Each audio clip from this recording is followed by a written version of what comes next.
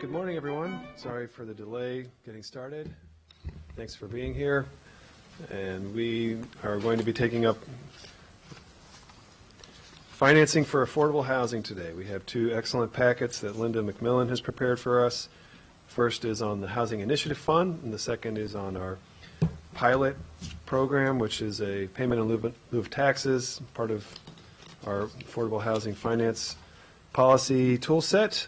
And there's a lot here. There's many elements of the HIF policy that we'll discuss. So as we proceed, we can identify what we want to come back to. We can surface points, and this is the beginning of a series of conversations about financing for affordable housing. So with that, I'll turn it to you, Linda, and why don't you take us through your packet, and we'll ask our folks from the executive branch to introduce themselves as well. So you do have two packets that really are intended to give you a lot of background on both the Housing Initiative Fund and on the pilot program, so that you can consider sort of where we've gotten to where we are and where we want to go. Of course, you are all obviously doing this in the context of the actions you're taking around supporting increasing the amount of housing and affordable housing in the county, and in consideration of the COG work that's been done. So these are both very important tools that we have in the toolbox to increase affordable housing in particular, but also they can help to just increase housing depending on how the development moves forward. So DHCA does have presentations for you, but I would just say on the Housing Initiative Fund memorandum that I've given you, there's background here on the law and the resolutions that have been adopted over time related to the Housing Initiative Fund. And I wanted you to have those because oftentimes council members will hear from groups, you're supposed to be doing this. You're supposed to be having a HIF that's 2.5% of property taxes, or it's supposed to be a certain amount, or please add to this funding resource. And so I wanted you to see the different resolutions that have been adopted over time, as well as the law and the current regulations, which have been in place for quite a long time, that relate to the Housing Initiative Fund. And then then after sort of going through that, which I think some of that will come up in the presentation, so I'll let the presentation do that. In the packet, though, there are a listing of the different categories, so you could have some definition around the categories that you see when you're reviewing the budget, because this is a good opportunity for us to start having some budget discussions, so that when we get into the fast and furious budget work sessions, you'll have better background on it. So it gives you some of the definitions on the background. The HIF has both a capital budget component and an operating budget component, and there's different resources and expenditure categories in each. And then at the end of my memorandum, I've given you a few discussion items that you may wish to talk about other things. But I think perhaps I'd let DHCA go through their slides on the Housing Initiative Fund first. Great. Thank you, Linda. Okay. Director Nagam. Good morning. Well, this discussion is very timely given the need of affordable housing in the county, and given the fact that we have the COG study in front of us, which really tells us how much more affordable housing we need over the next 10 years.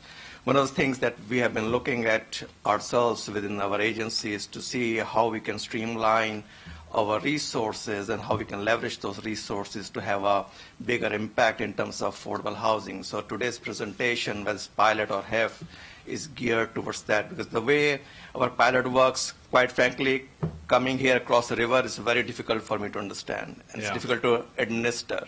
So I can certainly understand that our developers have a hard time understanding too how our pilots really work.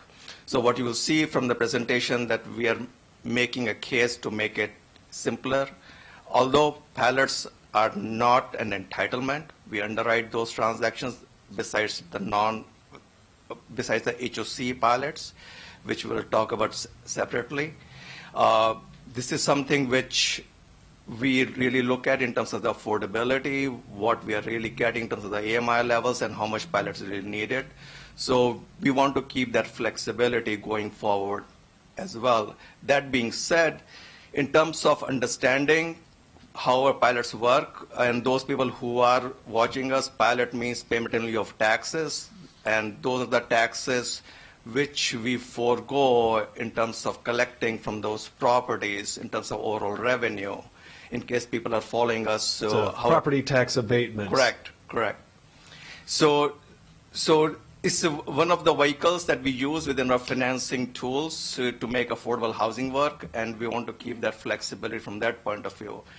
One thing that we are not doing today is to talk about the right of first refusals, which we'll talk about at a later date. And one of the things that we may consider is to create a fund with some seed money from the county, and it could be, $25 million to $50 million, so that we can create a fund, so that it will be opportunity driven.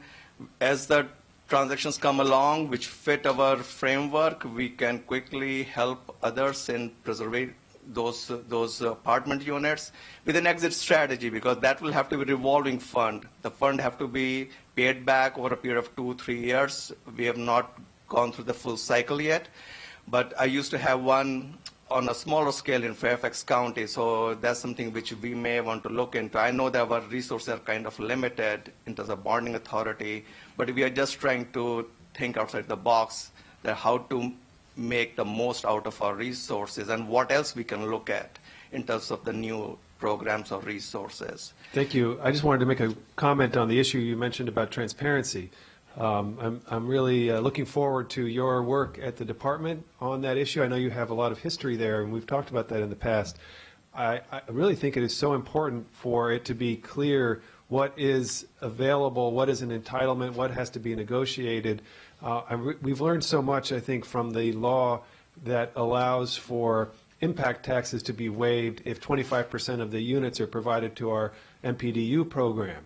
I think previously, of course, any developer at any time could have come in and negotiated a deal with DHCA to receive a certain level of investment from the county in exchange for 25% NPDU. That option has always existed. Correct. But no developer ever would have thought to do it because they're intimidated or it's too risky to even begin the process of a long-term negotiation that has an uncertain outcome. And so when we created by entitlement, well, if you do it, you will get the impact tax waiver, which is essentially the same thing as an investment from the HIF.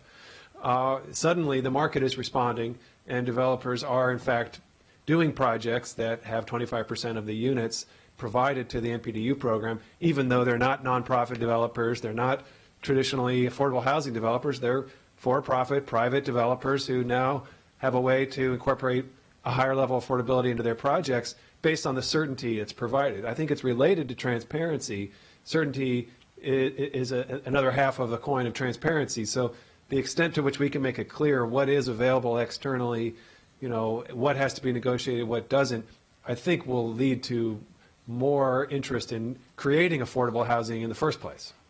That's absolutely true. And from your presentation, you will find that we are trying to make our process simpler and easy to understand and being more transparent. In terms of transparency, just to let you know that we are doing a forum on November 20th right here in this room from 10 a.m. to noon in terms of telling our developers, hey, what all things we have in our toolbox, how our process works, what they can expect, and also just to engage our developers in our dialogue. Hey, what has worked, what has not, and I hope that we continue that dialogue on an annual basis. That's how I have done things in my prior life, and that's what I would like to do here as well. Thank you, So Doctor. with that, I will turn it over to Stephanie for the PowerPoint presentation. Hi, Stephanie. Good morning. I'm Stephanie Killian, Chief of the Division of Housing in the Department of Housing and Community Affairs. We thought it was important to take a couple of minutes to go through really the background and history of the Housing Initiative Fund, what it's achieved, and what are some of the issues we're looking at right now. You'll see I've included some photographs of different projects that we've done over the years with the Housing Initiative Fund so people can see the actual results of the program. So the Housing Initiative Fund as a fund itself was established in 1988 with first funds in there in 1989. Prior to that, it had been called the Condominium Conversion Tax Fund. So Montgomery County has had a long history of providing funds for this very important local housing trust fund. That's a kind of term that you'll see across the country for this type of fund. It does mean that it's solely local resources that are available for housing. There are many funding sources that have gone into the Housing Initiative Fund over the years. The largest currently is county revenues. But in addition to that, when you look at a whole list of all the funding sources, over the years it's been like 10 or 15 different funding sources. And some interesting ones. At times we've gotten parts of development approval payments. We get parts of the recordation taxes. We even get 25% of the proceeds of any sale of county land, as long as that land is not attached to a specific CIP project. Say that again, as long as it's not So anytime attached. Montgomery County sells land that's not attached to a CIP project, for example, if we acquired land for a library and had to sell a portion or something like that. So as long as we're not selling one property to buy something else, essentially. So anytime Montgomery County sells land, 25% of the proceeds of that sale go into the Housing Initiative Fund. And over the years, that's generated a surprising amount of funds for the program. And I forgot to mention, one of the other funding sources is, of course, the Condominium Conversion Tax. It's a tax that is placed on all condominiums, all rental units that are converted to condominiums. Depending on the condominium market, that can either be a lot of money or, like right now, next to none. So we do use the Housing Initiative Fund. Can you just, sorry, right now, the condominium market, how many projects have there been in the last 2 years? Not many. We can get you, follow up with an exact number, but the amount of funds from the condominium conversion tax has been quite limited in the past Right. couple of years. And it's conversions. This So- is the conversion. It's There conversions. have probably It's not been new. few, if Right. any, Not- conversions. Right. It's not, Yes. it's But not the the- construction of new condominiums. And the it's new conversion. condo, we have very limited terms of allowing buyout of the NPDU program, and we think that the Right. common ownership fee is going to be so high, it will put the unit out of affordability range anyway. But even that is fairly limited use because there's not a lot of new Right. condominiums, right? Correct. We don't do many alternative payments, as we discussed in depth a couple of years ago. One change that was made in the MPDU law a couple of years ago was that projects that are for sale senior housing projects will automatically go to an alternative payment because of the difficulty of that little niche of housing, and that has generated funds for the Housing Initiative Fund. Okay. Shared profits from MPDUs go into the Housing Initiative Fund. So the county has been quite clever in crafting a number of funding sources to this program. So just to say in a simple way, there's a mythology about buyouts of MPDUs. People think that is going on, that there's a lot of it. Yeah. It's not. It No, was. it's not, no. Decades ago, it was a problem. That's right. It's very rare these days, and right. we recently refined the approach that the department will use under what circumstances it will allow buyouts or Right. alternative payments or alternative locations. So we have a very strong policy now for if a developer is going to put up an expensive condo building, they have to provide affordable housing in that same planning area. The Correct. point being, we don't want a developer to put up a high-rise in Bethesda and provide affordable housing in a less expensive part of the county. We want the affordable housing to be in the more expensive part of the county. That's correct. Our policy continues to be that we want units on site whenever possible. Right. If a unit is going to be unaffordable to the MPDU households because of the condominium fees, then we would look at an alternative payment from the developer to use those funds in the same planning Because area. condo fees can be $1,000, $1,500 a month in some of these high-end buildings. That's right. And- A luxury condominiums has the same MPDU requirement as any other development. However, the condominium fees can be so high that just because of the fees, the property would be unaffordable to MPDU purchasers. This Thank is obviously an issue that's very I just want to say that difficult. because, Yeah. you get that a lot. I post on social media and someone says, well, you should stop letting all the developers buy out. Hello, we don't. Correct, we All don't. right, thanks. That's the bottom line, we don't. We want affordable housing on site in every instance, if at all possible, and we'll look at how to make it possible if we need to. Thanks. Thanks. So the Housing Initiative Fund, when we talk about it being a local housing trust fund, means that it funds the acquisition, construction, or rehab of multifamily housing, and we use it to make sure that the units that are provided in that housing are affordable. We fund a range of affordability units as low as 30% of area median income up to 60% of area median income is our normal range. We also work to fund affordable housing projects on county land co-located with other projects, such as the Bonifant Apartments in Silver Spring, Art Space in Silver Spring, and Seneca Heights in Gaithersburg. One Now- moment, Stephanie. Hey, Stephanie, Yes. good morning, and good morning to everybody. Just on the buyout, one question before we leave off of that. So condo fees, very high.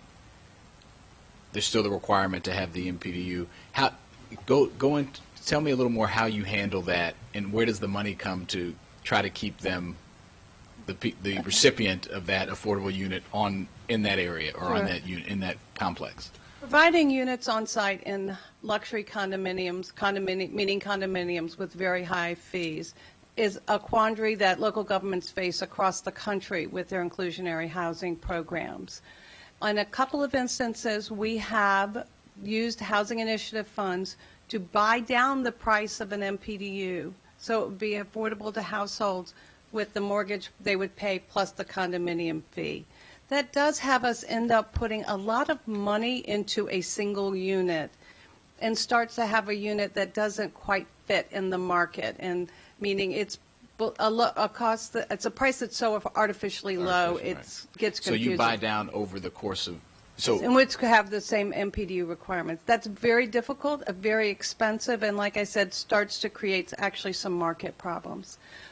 Instead, in the very few instances where we have done this over the years, we would use the funds to make a loan to a for-profit or nonprofit developer in the same planning area to create more affordable units and units that would be at a lower AMI, and we would do it through the Housing Initiative Fund. So the two options that we've utilized are either buying down the unit within the building, which creates issues that you stated, or using HIF funds to give a loan to a developer to create it in the same planning zone. So That's right. in either instance, we're coming up with funds out of the HIF to buy down or to create that affordable unit that's And the required funds by have been, law. yes, the funds have been coming in through the alternative payment. The And just developer to has take it a pay. little, yeah, in a couple of instances on county land, where there was a development process and the county was in control of it, we set the price of the land, et cetera, we've been able to negotiate with developers as part of the whole package, a lower price on the MPDUs. And again, that starts to get very complicated, and, but it has worked as well. So in either instance, the developer is paying Yes. for it to either the buy down Yes. or the loan. That's correct. Obviously, a loan. Well, actually, I want to say this about the buy down, because the buy down was a tool that was used before the alternative payment law, part of the MPDU law was changed recently. So there were certain instances where a developer actually could not make an alternative payment, and we had a lot of discussion about an appropriate level of alternative payment. So many years ago, now actually, 20? there were several alternative payments that were negotiated at very, very low prices. And this created, obviously, was not the policy that the council wanted at the time. And so at that point, the council made it really almost impossible to have an alternative payment.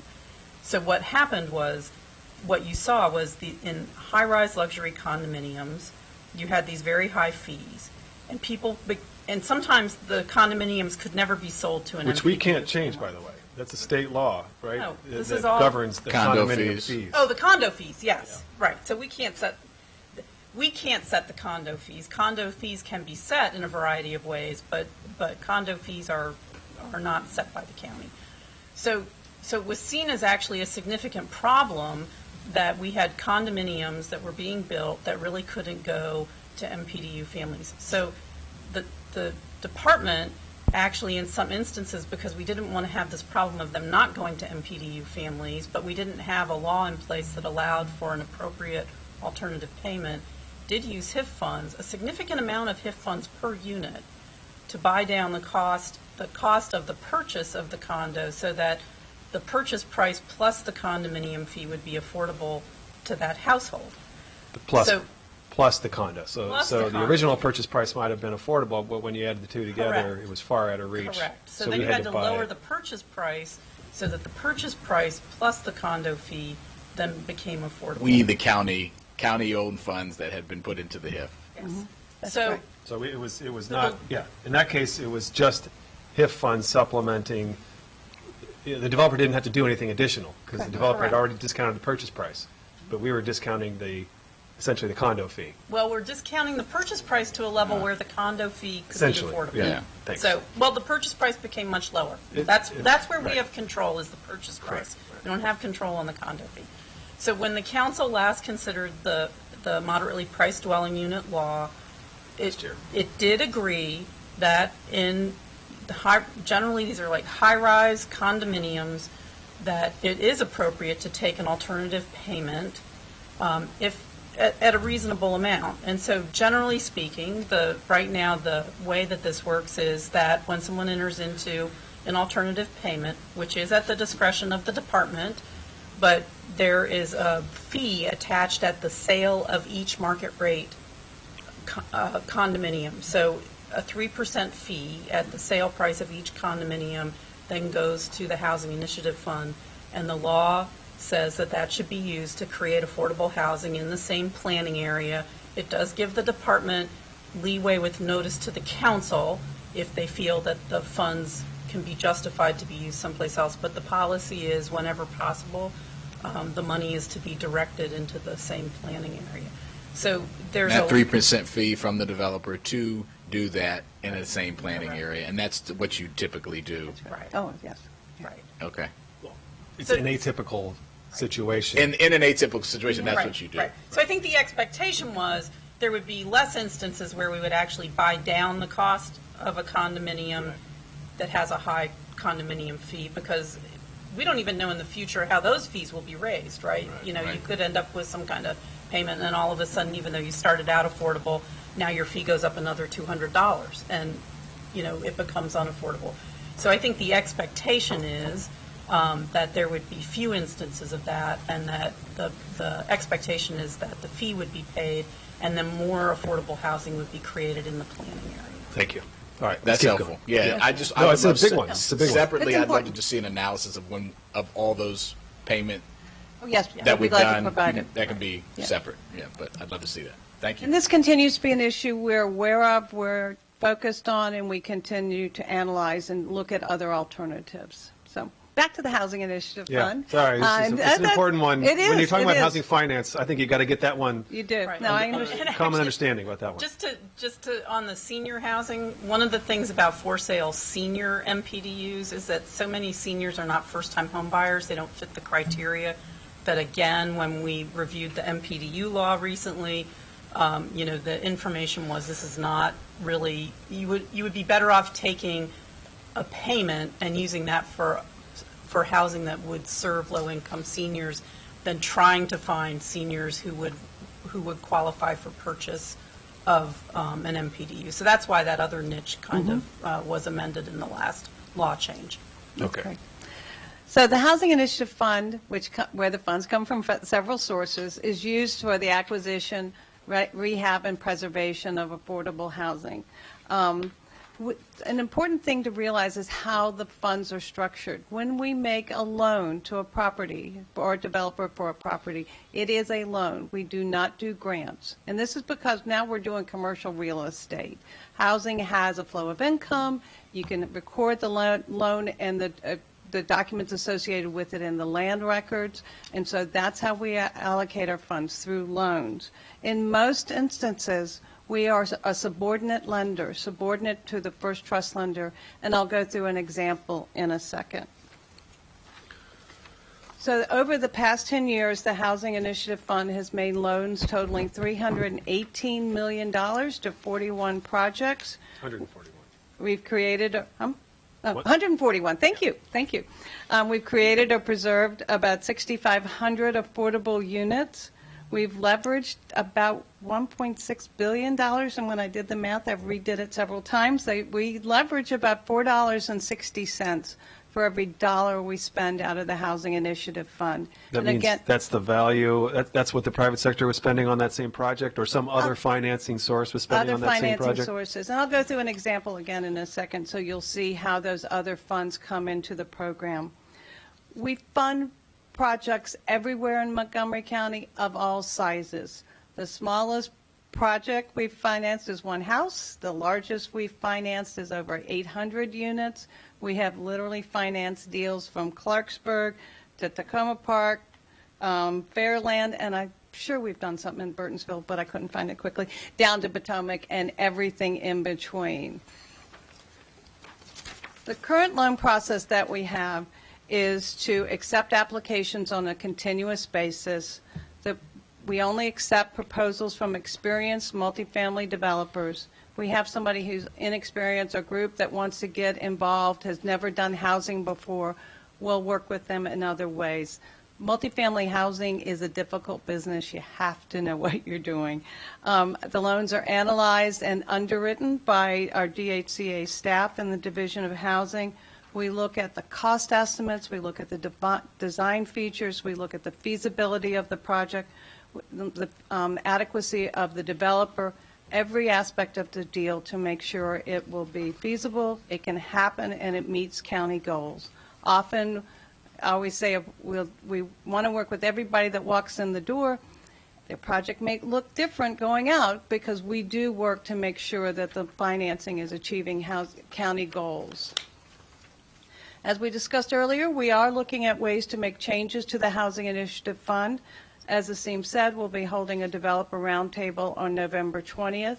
This will be our opportunity to talk with our partners, folks in the housing development sector, and really talk about the uses of the Housing Initiative Fund, how the program's been operating, how decisions are made, and what changes we should make in the future. We'll be listening and answering questions.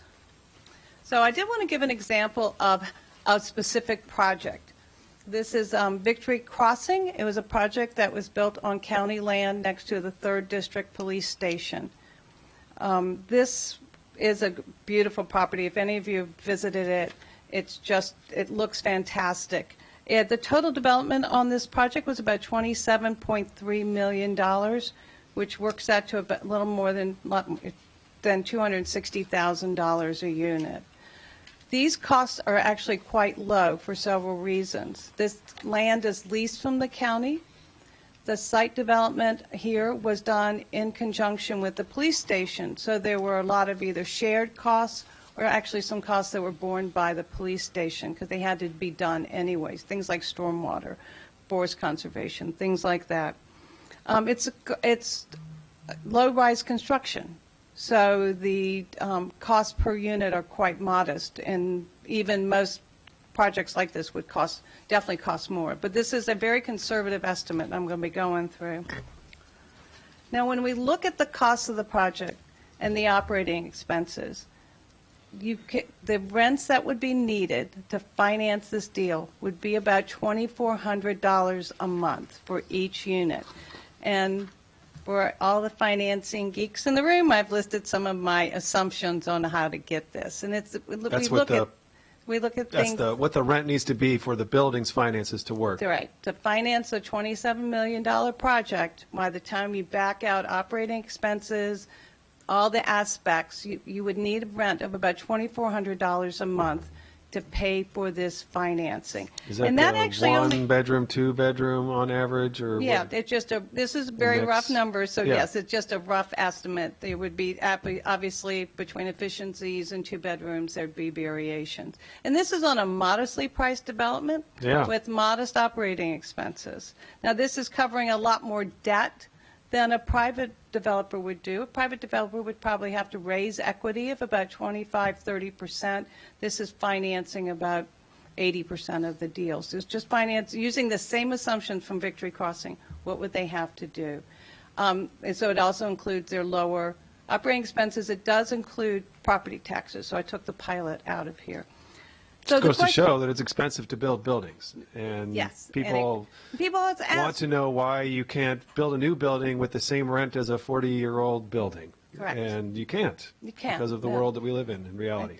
Right. And like I said, what you do in affordable housing multifamily financing is you take all the rents, you subtract all the expenses, that gets you the amount of money that's left over at the end of the day to pay your debt service, the money you've had to borrow to construct the building. And doing it that way to generate enough rent, the rent would have to be $2,400 a month. So the question is, how do we achieve 30% units and 60% units? And I've shown you the rents there just so you understand the range of type of rents.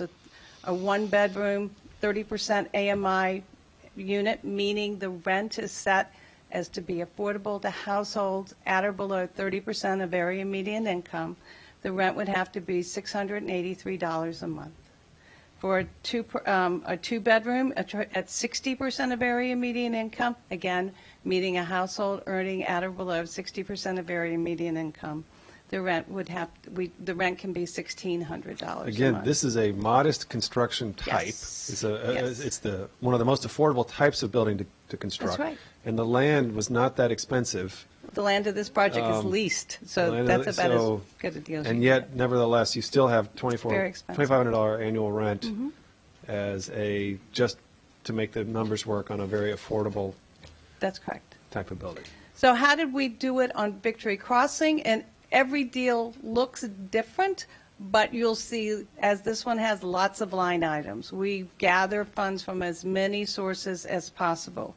So this one was financed with mortgage revenue bonds of about $11.3 million. As you can see, this only represents about 46% of the costs.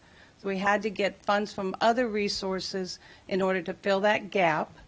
The other resources either have no interest rate, don't have to be paid back, or they're paid back from cash flow, meaning if there's money left over at the end of the day, you can pay those loans off.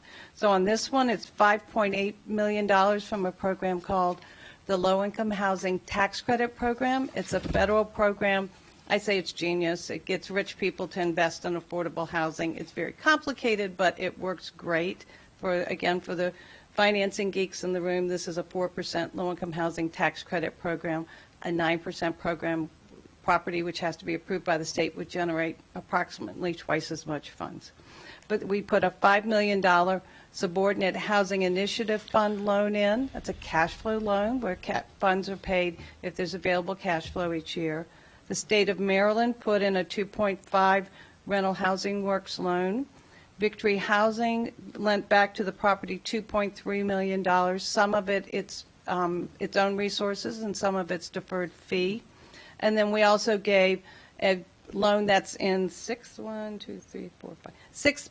That's a $400,000 rental assistance loan that was used to buy down some rents even more. What is the bond finance loan? That's this was through through the state. They work. Victory Housing Inc. would have worked with the state of Maryland, and So it's like the state version of the HIF? no, it's the HOC also has bonding authority as well. They issue mortgage revenue bonds that generate funds from the market and is able to finance projects. It's very similar to a first trust mortgage you'd get from a bank. This is from a specific source. It's from more affordable housing. It has generally lower interest rates and will take on deals like this. So it's a lower cost loan that the building owner took on, Yeah. that the state secured. Right. And it's actually designed for projects like this. It's designed.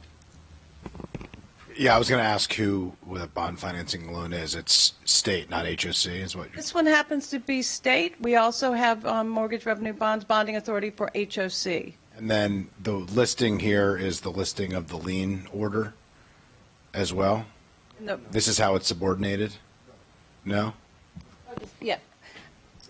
Lawrence Gager is our financing expert and who handles these, and he can talk about the order of the deals. Just quickly, Yeah. if you could. Thank you.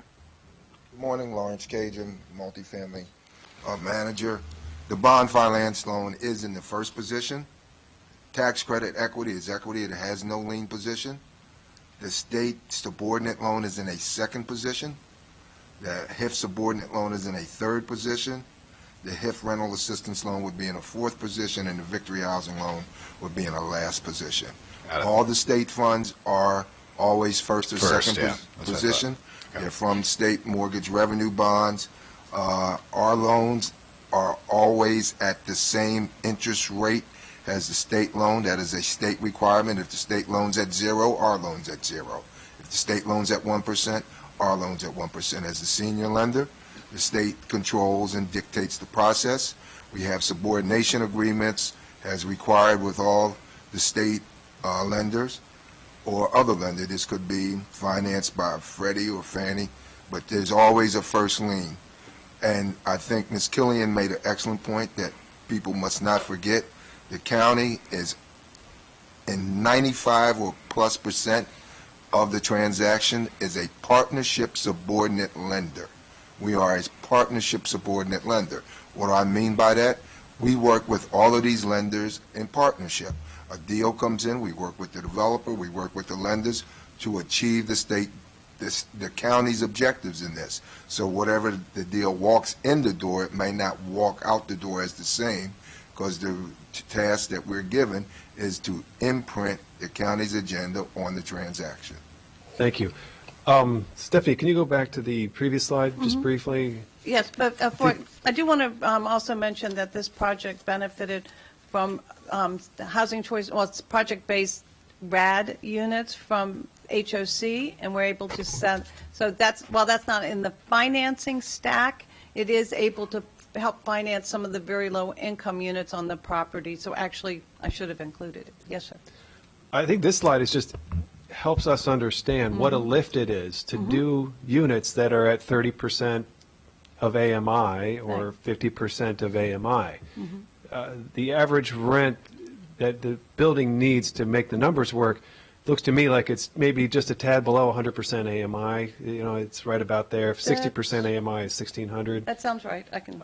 You know, it's ballpark. Yeah. So for every unit that you would want at 30 or 40% AMI, you're talking about offloading nearly $2,000, $1,500 of expense into the other units of the building, essentially. I mean, the finances still have to work if you want, well, the average rent has to be that to make the numbers work. How you generate the capital to make those numbers work, I guess, is a different That's correct. That's question. But the So point being, it's a lot of money It- that has to be accounted for somehow. That's correct. And- as you can see, it's essential, we as a county, working with our partners, as Lawrence mentioned, make sure that this deal will work. We've never had a default, we've never had any type of problems with the loans we've made in the Housing Initiative Fund because of the underwriting it's done. Again, I think the real point is, Mm-hmm. well, one real point is, if you want more 30, 40, 50% AMI, you need to be able to put a lot more money on the table because it has a huge impact on the finances of housing. That's correct. A shorthand way of looking at it is if you want a 30% unit, it pretty much is the cost of constructing the unit because the rent that's paid by the tenant each month would go to operating expenses. So And there, it goes without saying, nobody does units at that level of affordability other than HOC, as far as I'm aware. They're the only. unless it's been financed down to that level with by very the deep county, subsidies, some rental intentionally by the county, subsidies. right.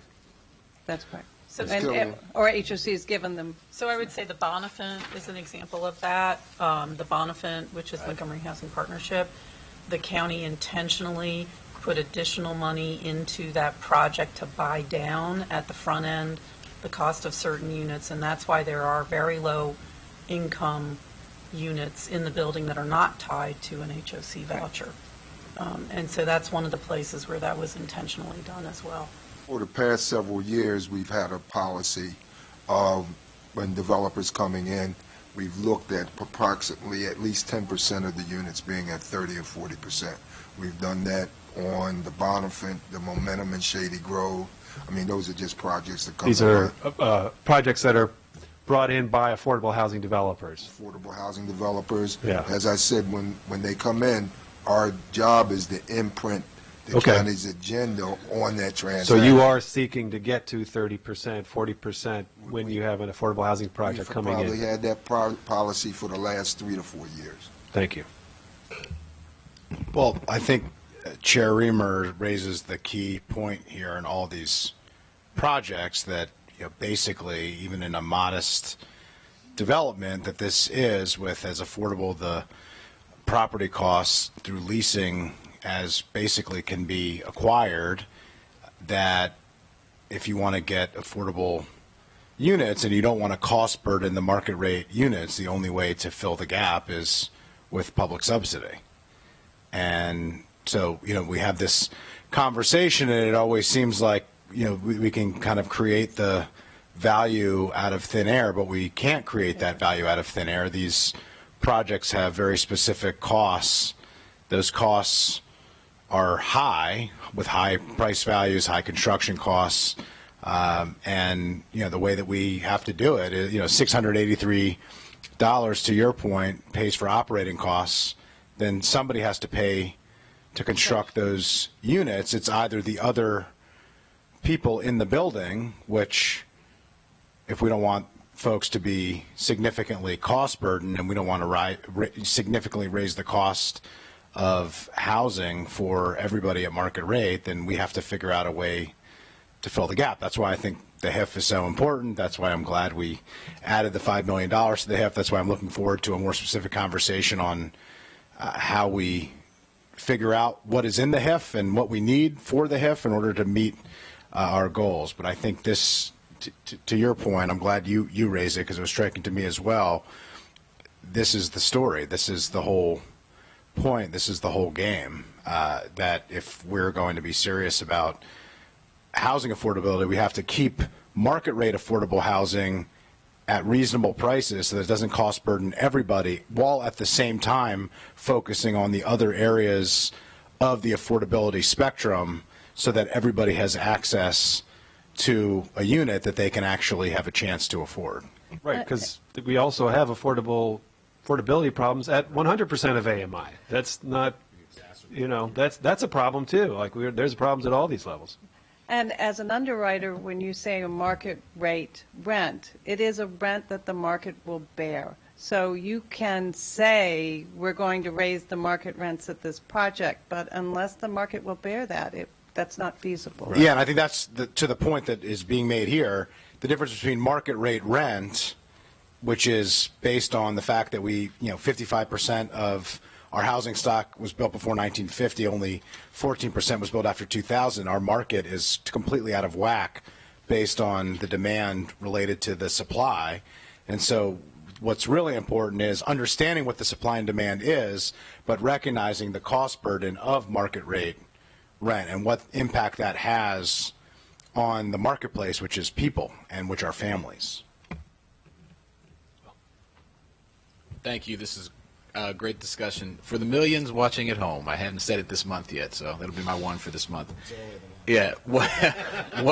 How much money is, maybe you're getting there, I don't see it in the slide, but how much money is in the HIF today on both sides? And Well, we're definitely getting to that. okay, we're getting to that. Okay, so we can In wait. due course, yeah. We can wait. I would just say that the amount that's available for uses in the current year is just over $65 million. 65 for both million. Okay, good. sides. I think that's important just for people to understand the scale And and scope. then I would like to go through the different components of the HIF, just so you understand where those uses are expected to go. And we're getting there, I Yeah, guess. Okay, we're we're gonna doing go into pilot, that. and then we're coming back. Okay, sounds good.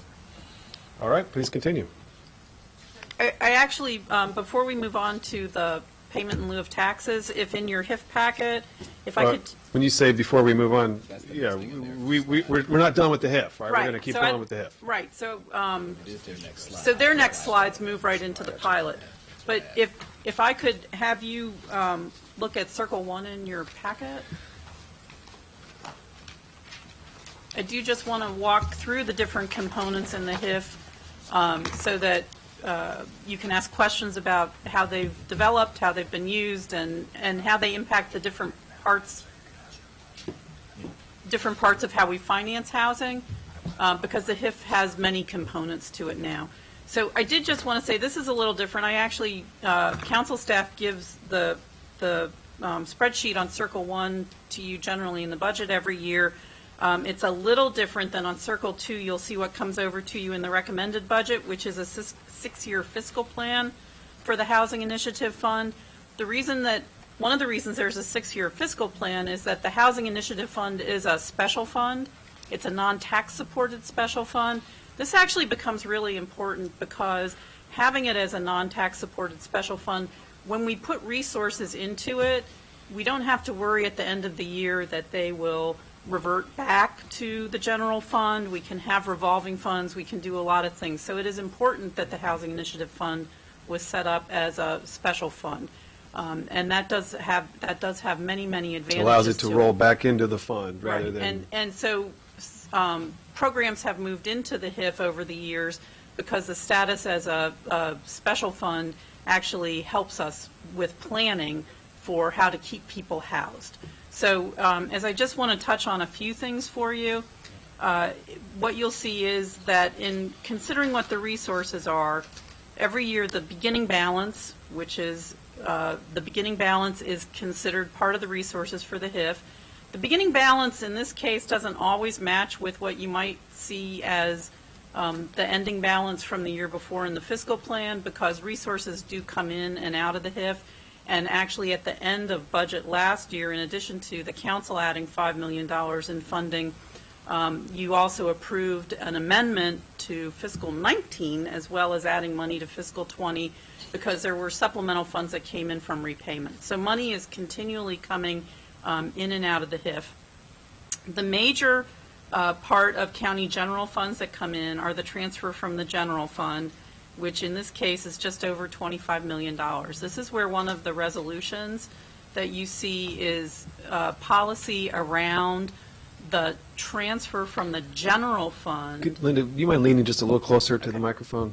The transfer from the general fund being 2.5%, the equivalent of 2.5% Right. of actual property taxes paid 2 years prior. That was a resolution that was adopted several years ago. Which this year would be 31.7 million. Right. So we're 6 million short of our own resolution. Of our own resolution. I would have to say, only twice have we had enough general fund resources to actually meet that target amount? And so each year when we are not, and the executive has not recommended and the council has not approved. So it's not that the council somehow has reduced the amount of general funds. It's just general funds are very tight. And so often this 2.5% cannot be met. The council always acknowledges this in its operating budget resolution because we do have policy around it. The miscellaneous revenues are a lot of the things that Stephanie has already talked about. Condominium transfer tax, MPDU repayments. There are many, many things that go It's a lot of money, though. It's, into miscellaneous revenues. What else? And it also includes recordation tax, which is one of the largest pieces in the miscellaneous revenues. So that So grew what you'll from, see is the recordation tax is about 16 million of these other revenue sources. and that grew from, in FY16, it was 14 million, and then the council raised the recordation tax Right. in order to, in part, fund affordable housing, and the other part was to fund school construction. Right. And so you see that number jump from 14 million to 20 million. So within all the resources that have to come into the HIF, one of the things that has to be paid is the debt service for the capital side, which I'll touch on a bit later.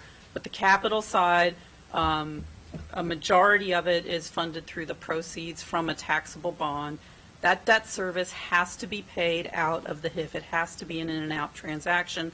That's part of the underwriting of the bonds. We've had discussion in the past of were there ways to do that differently. It has to be an in and out transaction.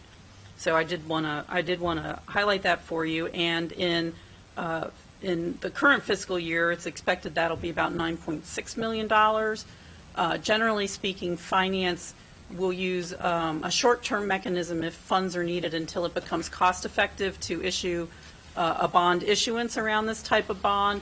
So oftentimes there'll be a little lag in the debt service that has to be paid immediately out of the HIF, and then it will kick in when finance does a bond issuance around that. So you may approve funds for a couple years, new funds, but the debt service might not immediately change in what has to come out of the Housing Initiative Fund. In the future, if you redo this chart, could you just break out the recordation tax so that the miscellaneous category, like, to the extent that you can Yep. specify the miscellaneous categories? So on the operating side, just so that we touch on these, the main uses are, there are personnel costs from DHCA that are charged to the HIF. These are the folks who are working on the financing, the multifamily housing program, other administration. There's about 15 work years that are attached to the HIF currently. Housing First is a category that catches many programs that are related to homelessness and Housing First. This money was intentionally put in by the council several years ago. One of the reasons why it is, and today's not a day of getting into all the homelessness programs, which we can do as a joint committee, but it is important to understand that when you're talking about homelessness programs, it's important to include those in your planning because you don't want to be accounting for housing people, adding money in 1 year, and then not having a fund that has a 6-year plan because we want to keep those people housed. So building things into a special fund that has long-term planning was considered important by the council.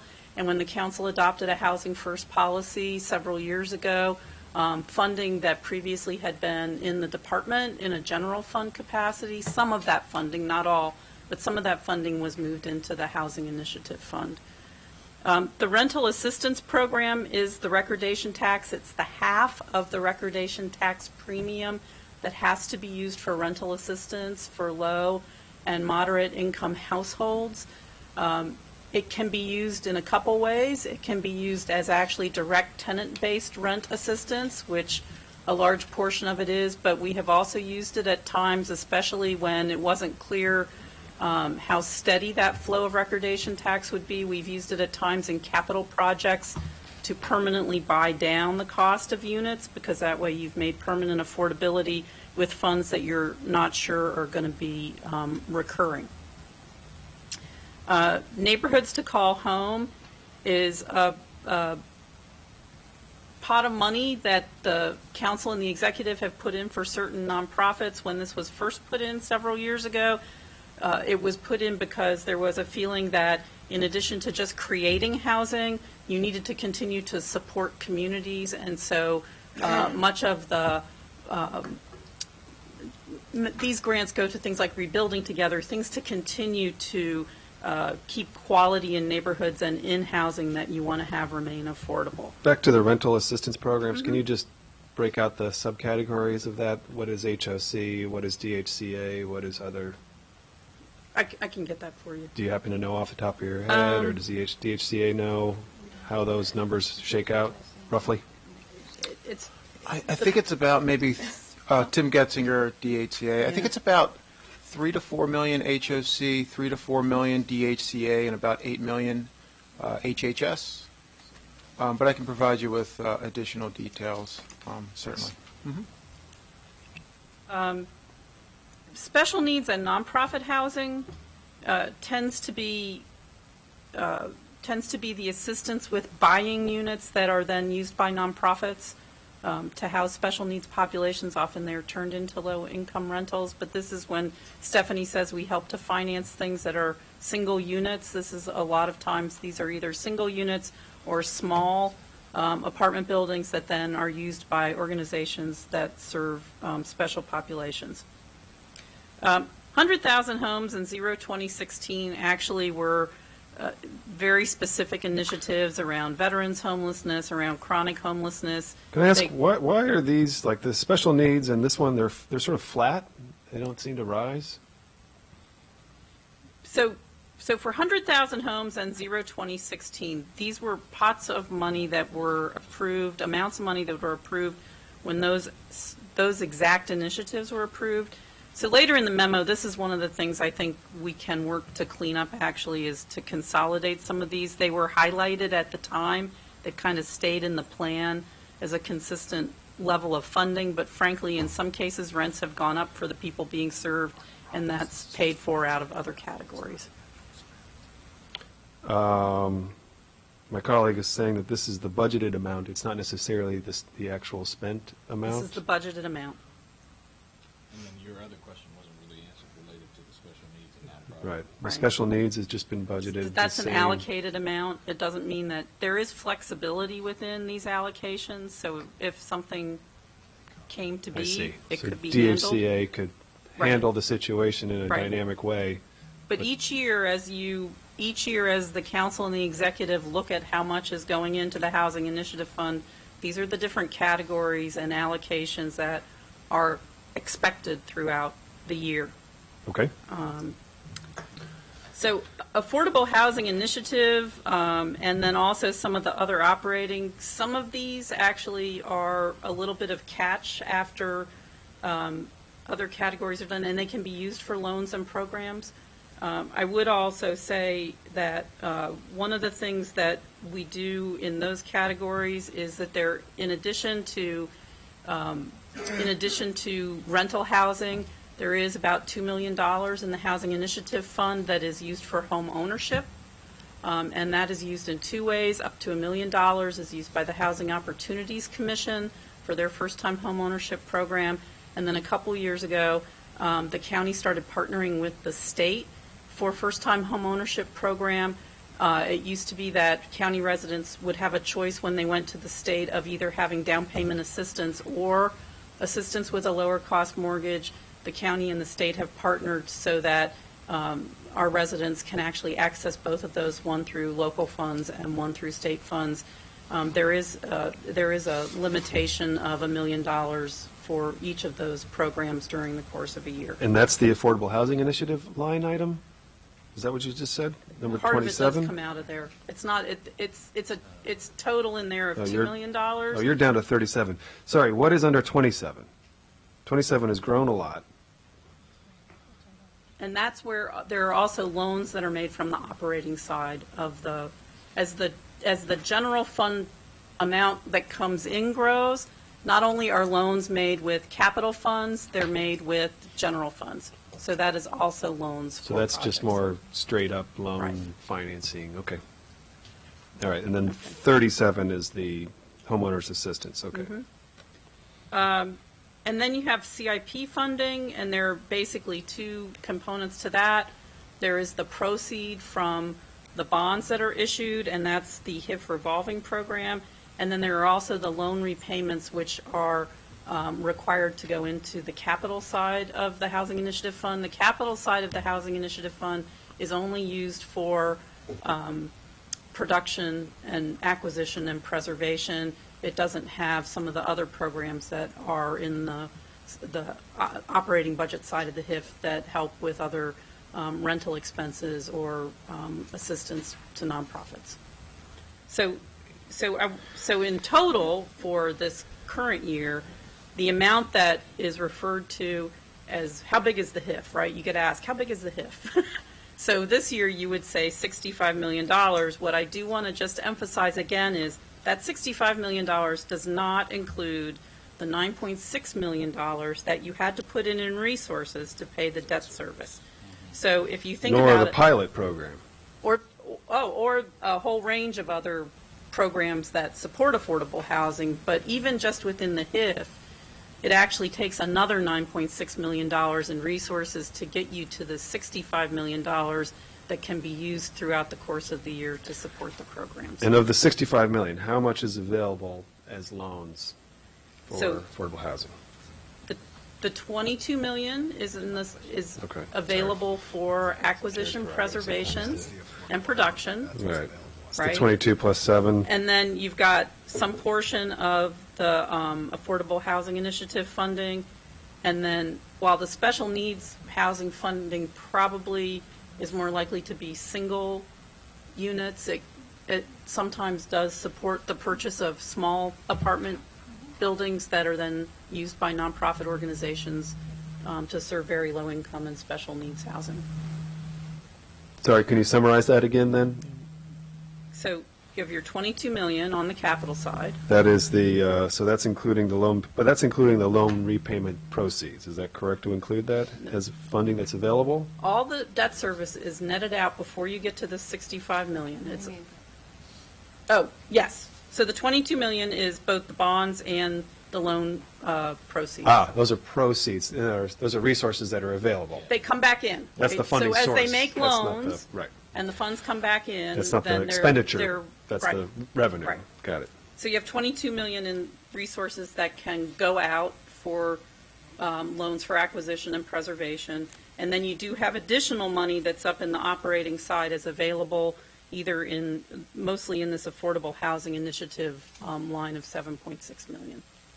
It's interesting. It's not as much as I thought. I mean, you got a $65 million HIF, but on an annual basis, you might be in the $25 to $26 million of capital available for loans. Acquisition and preservation. For acquisition So and it's- preservation. Right. So there are many ways to make housing affordable to people. Some of them are through acquisition and preservation, but many, many of the important ones are also through direct rental assistance, right? Right. So, and that is. And that can also be part of a financing strategy, right? Yes. So it's not a loan, but it's a type of finance that's available. And just to clarify the total amount available for loans, it's that 22 million from the CIP, but then there's about 10 million in the operating. It's that 7.6 or so for the Affordable Housing Initiative, and then the 2.3 for the special needs. So you add those two up, and it's about 10 million in the HIF, plus the 22 in the housing CIP. So it's about 32 million for this year. Okay, but the special needs is only available for projects that serve people who have Nonprofits and special needs housing, yes. okay, so it's nonprofits and special needs Yes, housing. So exactly. Nonprofits don't have to be, it doesn't have to be a building focused on developmental disabilities per se. It's Exactly. Okay. Mhm. So it's about 30 million. Is that what you said, Tim? 32? Thanks. All right. Mr. Duando. Thank you, Mr. Chair. So that answered kind of my first question of where it's coming from. That's good. Secondarily, it would be very helpful to see over the same time period, 16 through 20, what was actually spent. Not just the appropriated amount. so we can see where it's going and how we're using it, and make that analysis. I think that's important because, for example, some of these pots have been, to the chair's point, have been the same amount for 5 years, but I literally have no idea. I know it's available, but I think it would be important for us to know in the special needs and nonprofit, like the 2.38 million, what has happened over the last, and how has that changed, and what have the trends been. I'm sure you're monitoring it, but I think we need to know that. So that'd be one thing. And then could you talk a little bit about the homeowner, any program you want, I'll let you pick, but the one that popped out to me was the rental assistance and the homeowner assistance program. How have these changed or not changed over time as far as the policy within the program? And if anything sticks out to you based on emerging needs and what you've seen at DHCA? The homeownership program is actually the easiest to address because it's only been around for a few years. As Linda mentioned, we provide $1 million to the state of Maryland and also $1 million to the Housing Opportunities Commission, so they can make down payment assistance loans to affordable first-time homeowners of $25,000 each. And it helps the homeowner, that little bit that can help a homeowner acquire enough funds for the It's down not a little payment. bit when you're Well, yeah, first-time buyer. That's yeah, a lot. it's Moderate income. yeah. So these are homeowners, so this serves closer to 70-80% AMI. It's a FHA caps on this. And it's $25,000 that can help them with closing costs, the amount of down payment they may need to make. It's a forgivable loan over time. It's every year for 10 years, 10% is forgiven, and at the end of 10 years, there's no money owed on it. Each of these programs are administered by the different agencies. So, someone would go to one of the underwriters, servicers for the state of Maryland, get an FHA loan, and as part of the loan that they get from the state, the state would award also, depending on the need of the applicant, a $25,000 down payment assistance loan. We've had the state loan for 4 years, is that correct, Tim? I think that's right. And we're just entering our second year with HOC on that. Historically, the Housing Initiative Fund has not paid very much on the homeownership side. We've always considered the way to achieve long-term affordable housing is on the rental side. But this was a way to do some efforts at helping on the homeownership side. We've always considered our homeownership program to be the MPD for sale program. It's not that we were ignoring homeownership, we just had another program for that. Do you know how many people you helped last year out of that program? I haven't, just don't have it with me. We can get you. Any year, any ballpark? 25 or so. Okay, Yeah, but we can get you a report on how each of those programs are working. perfect. They run out of money in about 4 months, so it goes very That was fast. going to be my other question, how quickly Very fast. that, okay, Yes. because that's important for us to know how's it working, when is it running out, all that. Right. Personnel costs, 15 FTEs, did I hear that from Linda? Is that roughly for folks that deal in this area? Okay, and that's been pretty stable over time? Ish? Okay. All right, well, I will, that's helpful, and I'll have more questions when we see the report, but thank you for that was helpful. Andrew. Well, thank you. This has been quite a detailed discussion, which I really appreciate, and I'm glad to be in the weeds, and I think that this is a particular discussion that is helpful to be in the weeds because it is pretty complicated of where the money is coming from and where the money is going. A lot of times we talk about the HIF, and everybody thinks the HIF is something different, and there's not necessarily always agreement of what is in there, what is the money intended for, what should be the priority for the money that is in there. And so I think it's really helpful for us to get on the same page. I share the question about not just the actuals. I had mentioned to the chair as we were talking about it that this is just the budgeted amount, which is helpful to see, but it would be helpful for us to get the actuals for spending year in and year out, because I think it would show us which programs are being utilized and which programs are not. May beg the question of whether we need to keep certain programs when there are other programs that are limited in their money, or we need to fix them because they're not being utilized as we would like. I think that'd be helpful to our policy discussion and our priority discussion, because really that is what this conversation is all about. And Mr. Nigam, you are taking over a really talented team here that is on display, and we're really lucky at the council to have Ms. McMillan as well. And Ms. Killian, thank you so much for all the work that you do. Obviously, this is not easy, Mr. Getzinger. It's not easy to do this work and to keep track of all of the bouncing balls that are part of this fund, not to mention all the other work that you all do on a regular basis. And so I really do appreciate it. Obviously, we're in a crisis with affordable housing, as we were talking about earlier. This is not just one part of the affordability. This is all parts of affordability and the just broad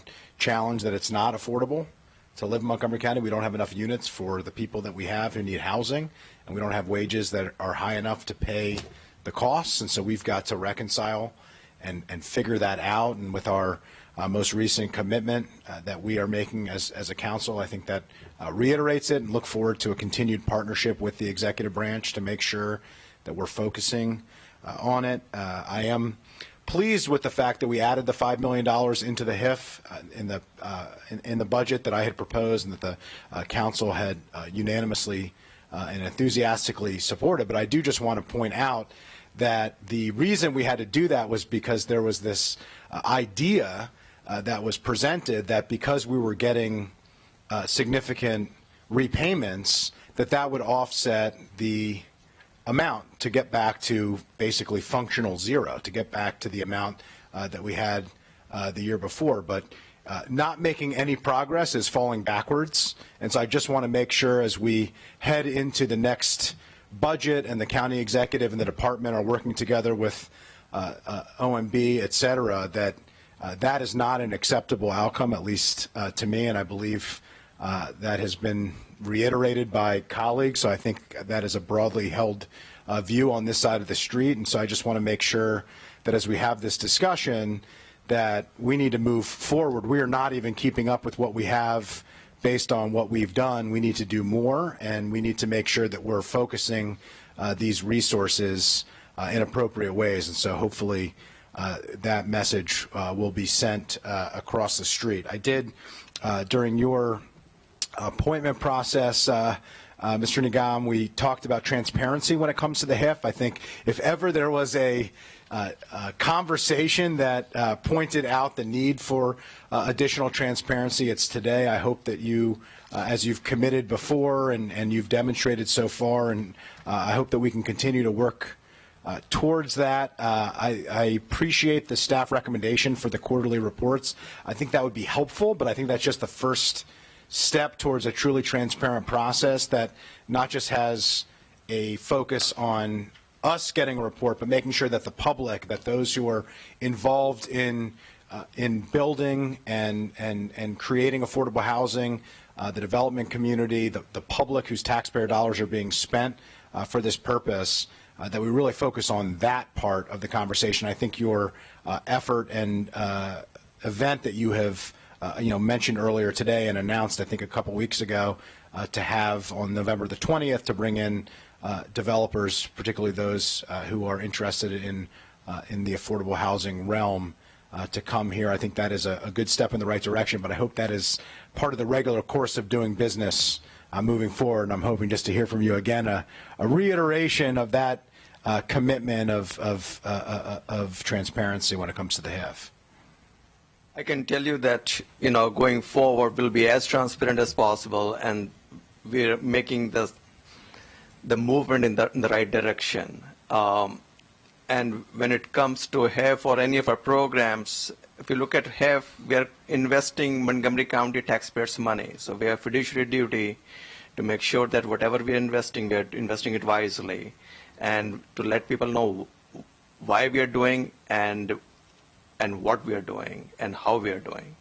So going forward, we'll invite community, including this developer forum that we're doing on the 20th, to hear their views, to lay it out, whatever resources are, because we are in this together. It will be a community effort, whether it's government or it's a non-profit, for-profits, or any other group, interested group who is doing affordable housing to come together and solve this puzzle going forward. Appreciate that. I think, the other area of affordability that has been really clear here that I've always been, have always questioned is what is in the HIF and whether things that are in the HIF should continue to be in the HIF, not necessarily just whether or not we should continue individual programs, but whether it's appropriate to have them in the HIF for the sake of transparency. We do have a lot of programs in here that are not focused on acquisition and preservation. I think that the buying down of, for affordability and having that as a tool within the HIF is appropriate.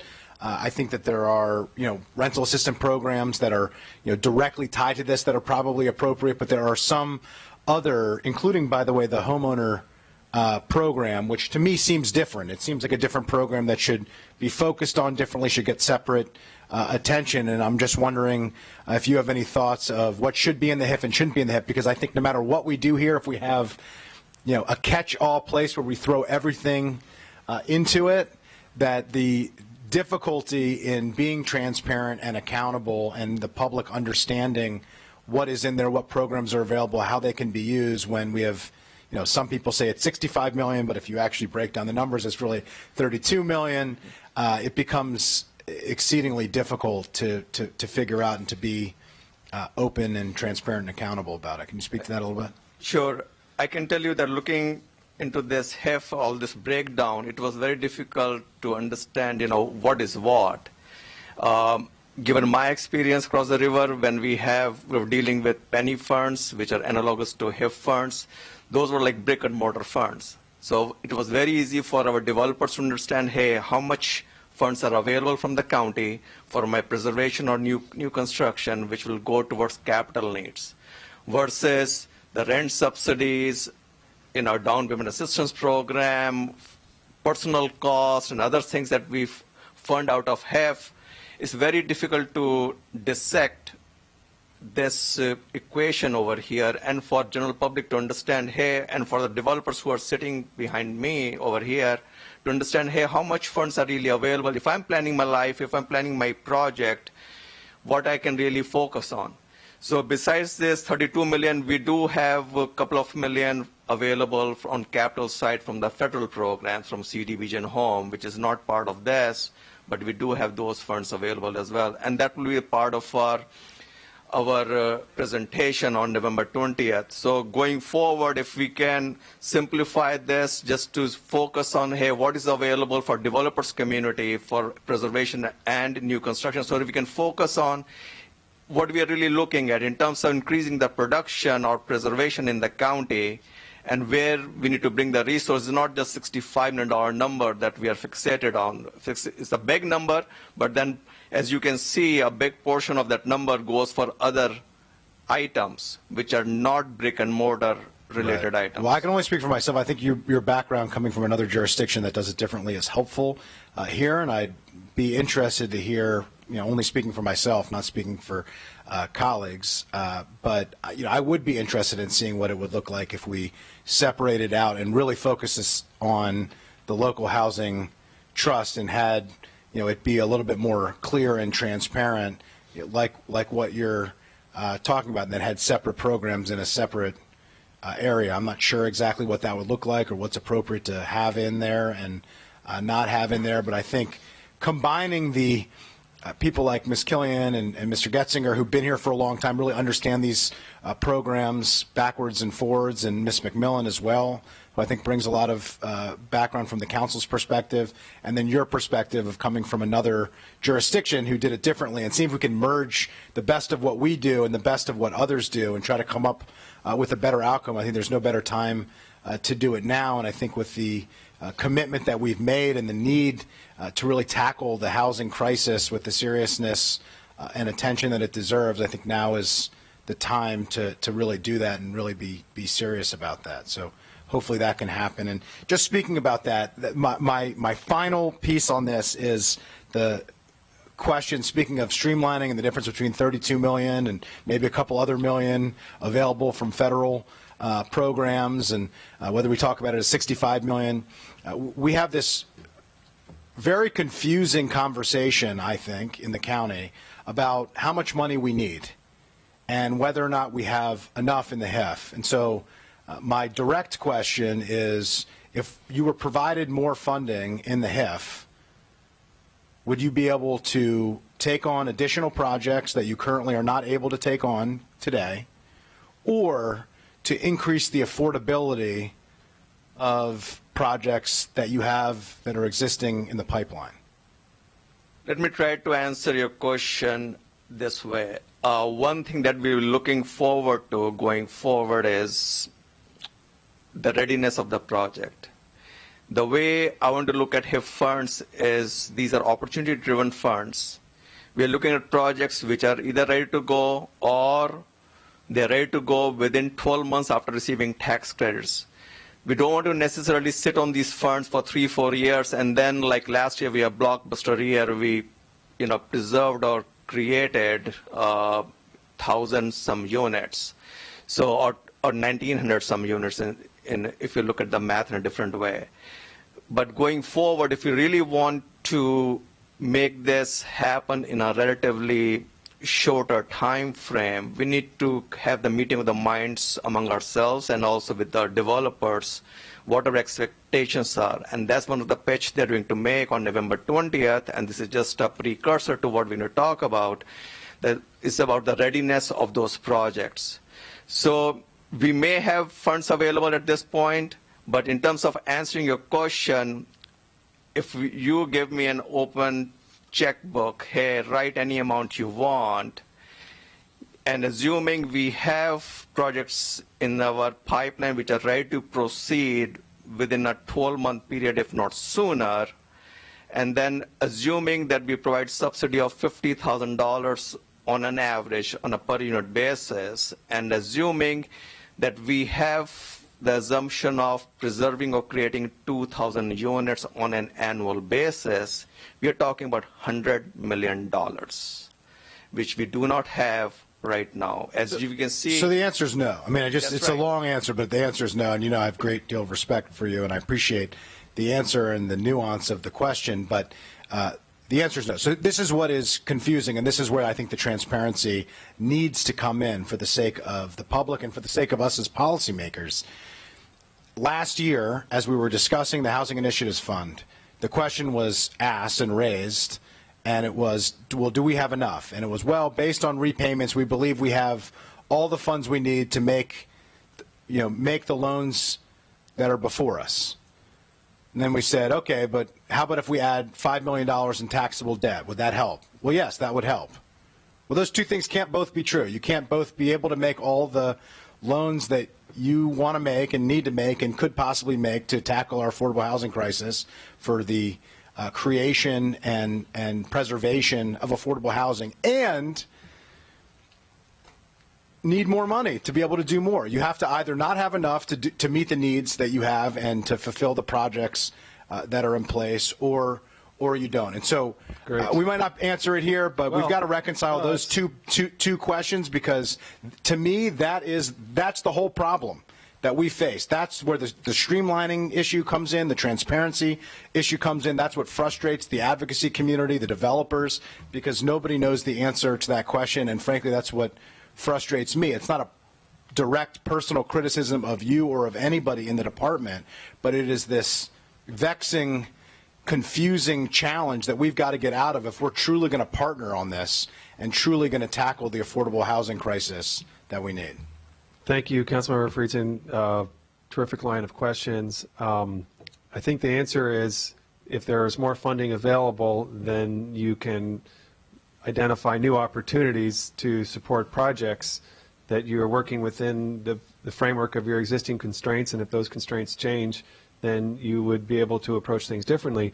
You're organizing a meeting on November 20th with the development community. You'll be getting feedback. I've heard from nonprofit developers that they're being told by OMB that there are no resources available to support projects. I'm not certain that that's necessarily the same message that DHCA would have provided had, a project contacted Stephanie or you, Director Nagam, but, it seems to me that there, as you said, we could easily use $100 million if it was well understood that there was that kind of financing available. The private sector or the nonprofit community might conduct their affairs a little differently. They might move more quickly on certain projects or change the scope of certain projects to approach you with a different ask. Did you have a comment? True, and it all depends upon who we are really serving. So of course, as you saw from the numbers, if we're serving lower income population, someone at 30% of AMI, those units will need a lot more subsidy than someone serving at 60% of AMI. Right. So there's always that balance that we need to make, but it's a big number. Now, in terms of what you got from OMB, if you look at our pipeline and it's attached to your packet, it will show we may not have enough money, but then those pipelines are pipeline. Those monies have not been committed yet. And going forward, and we have to come the meeting of the minds with our developers in terms of expectations that these are opportunity-driven funds. You need to bring a project to us which is ready to go, or it can happen in a reasonable amount of time, so that we don't just simply sit on these funds for 3-4 years and then make something happen. So I'm going to recommend to my colleagues that we proceed after this session with a supplemental appropriation, just echoing what we did in the budget this year when we added $5 million through the taxable bonds, that we would proceed to add, again, $5 million in taxable bonds, making that amount of authority available to DHCA, and then hopefully you'll be able to identify projects and then issue those bonds and proceed with that. And Councilmember Friedson seconds that. We're not actually, we don't have an appropriation before us right now, so we'd have to introduce that separately. But as we're now talking about the HIF, it's a good time to talk about that. I also want to say Linda? we are going to return to have the discussion of right of first refusal. Yeah. But as you talk about housing, when we're talking right now, we are talking about the construct we have before us now. And Yeah. so right of first refusal, the opportunity to be able to move on something that's very large may mean that we also need to be looking, as Mr. Nagam said at the beginning, we need to look at maybe some different ways of funding that are for very specific types of opportunities as opposed to Sure. just the current Well, thank you. I construct. wanted to, so But to we that will- point, you're right. the purple line, I would like us to have a category within the HIF that is for the purple line corridor, so that developers there can start focusing in on the need to come to us and seek support.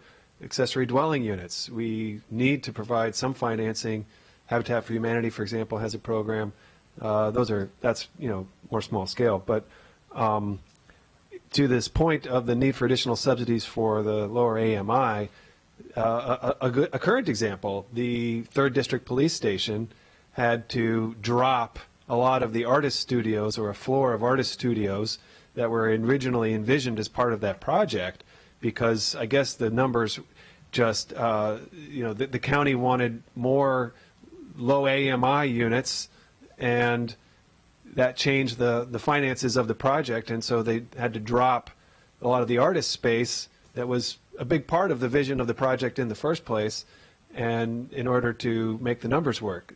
Perhaps with additional funding, the county would actually have been able to provide a higher subsidy to the project so that they could have retained the artist space and not lost it. This is something that I'm hearing about from residents right now about, hey, what happened to the 4th floor of that building? So, I anticipate that if we can make more funding available, the department will do a great job in figuring out how to put them to good use. Councilmember Glass, welcome to the FED committee. Thank you for your work on housing. You're up. Thank you for having me. My first FED committee hearing in the last 11 months, and wanted to wait for a topic that is near and dear to my heart. Not that any of the other topics are not important, but affordable housing clearly is important. One of the reasons I ran for council, and one of the reasons that I've served on various boards throughout the county doing this important work. And this is a really good time to have this conversation because we're in the middle of this budget process, at least FY20, 6 months since you've come before the council talking about this. So I think all the specific questions that are being asked are spot on. And I appreciate the follow-up, digging deeper into some of this data and some of the categories and subcategories. And as you all are working on the FY21 budget, I won't ask how far into that process you are, but budget conversations have already been taking place throughout the county. I've attended a number of them and have heard firsthand the people who have asked about affordable housing, as they have every year, which gets to the fact that we're having this important conversation and the need specifically for it. You know, what I find interesting, so the resolution from more than a decade ago calling for 2.5% of property taxes to go to the Housing Initiative Fund, and we're below that, about $6 million below that. And the rental housing study that was done in 2017 stated exactly what Director Nagam said, that we need $100 million in our Housing Assistance Fund to meet all the needs that we have. And so with that, I have a few specific questions regarding the funding that we currently have and the allocation of those resources. I'll address them to the director, but anyone who has more specific details, please answer. Regarding the demands and the needs, particularly within the nonprofit building, our partners within the nonprofit community, what are the demands on construction of new affordable housing units? What have they been asking for, and what are our resources providing? New construction affordable housing is probably the most difficult subject. It's a difficult area to finance, difficult type of project to finance, because construction costs these days are so expensive. As we're talking with our partners, we're also working with them to try and encourage them to use as much density on a site as possible. And sometimes that means you go from a garden-style 3-story building with wood construction to a 6-story building that the costs go up dramatically. It also is the type of process that takes the longest. To go from looking at a site to evaluating it, going through the land use process, and getting it to fully completed can take several years. So it is a tremendous challenge. We're working with developers all the time on those. Those are, and Asim said, those are the ones that take the longest. It's kind of difficult to try and plan those and put them into a product. To answer your question directly, we probably have in the past 2 years financed 6 or 8 new construction projects, and we have several that are in the works right now. It's just very, very expensive. Let me ask the question a different way. What has the total amount of funding requests been versus what we've been able to provide? What's the delta between the demand and the actual availability? It's a difficult question to answer for a variety of different reasons. Sometimes the demand can be, hey, can you fund 100% of the deal? And our answer is no, go look at other funding sources. So that's why it gets to be difficult. It also gets to be difficult because the demand is based on what type of affordability we're trying to achieve. So a group may come in and say, I want to do a project that's 60 and 50% rents. And we say, we want you to do 30% rent. So in reality, we've increased the request. We can probably get you, I can get you some information on the type of new construction projects we financed and how that's worked. We do, of course, try to underwrite, and we try to be very good stewards of the county's financing and funds. And so there will be times we'll ask developers to sharpen their pencils and come back with a smaller amount. So at any one point to know the exact dollar amount is difficult, but I can get you that information. And one thing that we'll be looking at, or we'll ask the question to our developer community is, right now our process says it's on a rolling basis, which is fine. You know, these are opportunity-driven funds, and I've done it both ways. across the river. But if the developers want a specific deadline to apply for funds so that everyone has a fair chance, and then we can track in terms of who is requesting what and what we cannot fund, although their transaction did make sense, but we didn't have enough funding. So hopefully as the discussion moves forward over the next, few weeks, we'll be able to track more in terms of what is coming in through our doors and what does make sense, and in the end, do we have enough funds or not?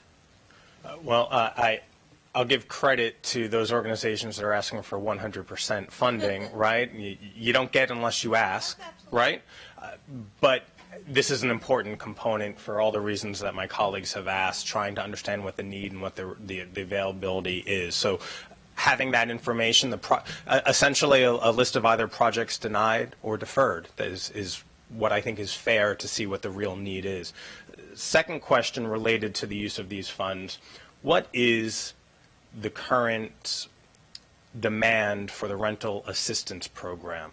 How many people is it serving? What is the wait list?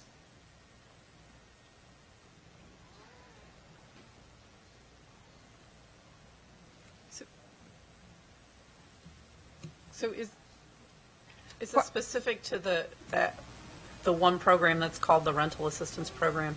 That was my question. Yeah. So Okay. you're seeing a hesitancy on our part because the HIF actually funds several rental assistance programs. There's the HOC one, there's the HHS one, for example, and those currently would have different lists. So I'll refine the question. Right. So the list that we actually control within HHS, which is, I believe, technically called the Rental Assistance It's Program. called the rental assistance Right. program. So I think it's just under $3 million currently total. What, 3.5? We're seeking answers from Amanda Harris.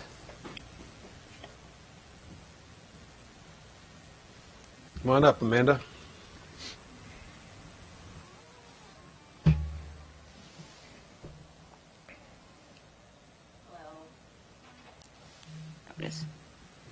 Amanda Harris, Chief of Services to End and Prevent Homelessness with HHS. So the wait list currently has about 3,000 households. Now, that should not be taken as an indication that that is the need. That is simply the people that have followed through, completed the application. There's a far greater need than what is on the wait list.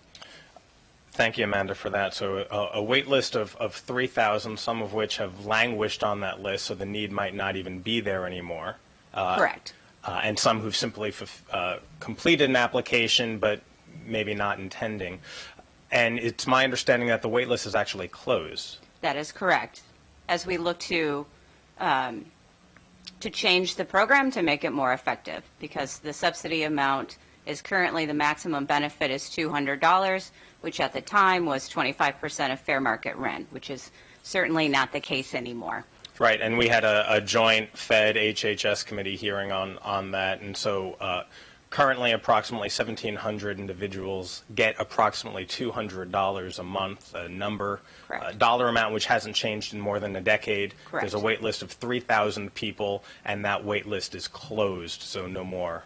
Correct. Okay. Thank you for that. And so, Director Nagam, while the council doesn't have an open checkbook, as you had previously asked, right? But we would like to improve and do better, because as my colleague said most accurately, not making any progress is moving backward. And so we have to make progress here, and we have to do something. And so my final question for you is, while we are short of our own pledge to have 2.5% from property taxes going towards affordable housing, and we need $100 million, and we're far short of that, simply put, where would your priority be if we were to able to add $4.3 million to the Housing Initiative Fund? Based on what I've seen or what I'm hearing, my current priority will be towards preservation and the new creation of affordable housing. Because that's, as you have heard and you have seen from the data, that's always a challenge and takes the longest. So even if we start now, by the time the project is basically preserved or newly created, there's a time lag. So that's where I would put my dollars in. And then, as you have seen, the land cost is the biggest part of the puzzle. Whether it's Montgomery County or it's across the river, that's the single most expensive item in the budget. So if there's a way that we can use, county land, which we have done beautifully previously, but going forward, I know that the park and planning folks are looking at inventory of the county land. Some of them may lend themselves to affordable housing. So if we can use the county land in a way that can reduce our development costs, and hence the ask from HEF or pilots that will go into very, very soon gets reduced, that will help us in leveraging our funds in a way that we can create more affordable housing or preserve more housing. Thank you for that. And I know that the council, all of my colleagues are committed to this work and committed to doing what we have to do to provide housing for all of our residents and those who want to be residents of Montgomery County. And I think what we will be deliberating on over the next many months is how we do that in a sustainable way. And I look forward to that conversation. Thank you. I would just say, if the committee and Councilmember Glass, if there's a desire to talk more specifically around production, that it would also be good to have, this was about the Housing Initiative Fund. The Housing Initiative Fund can help fill some funding resources for the Housing Opportunities Commission, but the Housing Opportunities Commission also has its own set of resources, and they are one of our primary mission-driven producers of new housing. And so I think as a follow-up, if we want to talk about, more about production and construction, it would go beyond just the Housing Initiative Fund discussion. Absolutely. I mean, the COG goals tells us that we need to double the production of housing in the county annually. And so that is going to be very challenging. But we'll spend time at PHED over the next couple of months trying to figure out what would it take to make that possible.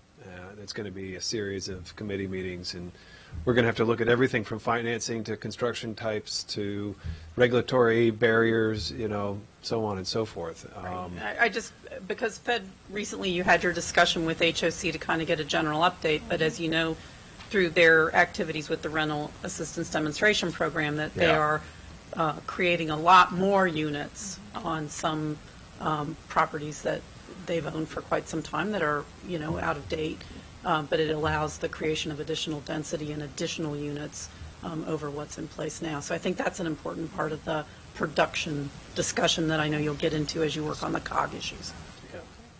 Well, so we are going to proceed with a supplemental appropriation, and we'll follow up to for $5 million. Linda, if you'd please prepare that, and we can make that a committee recommendation. You asking me? Yeah. Yeah, that'd be great. Yeah.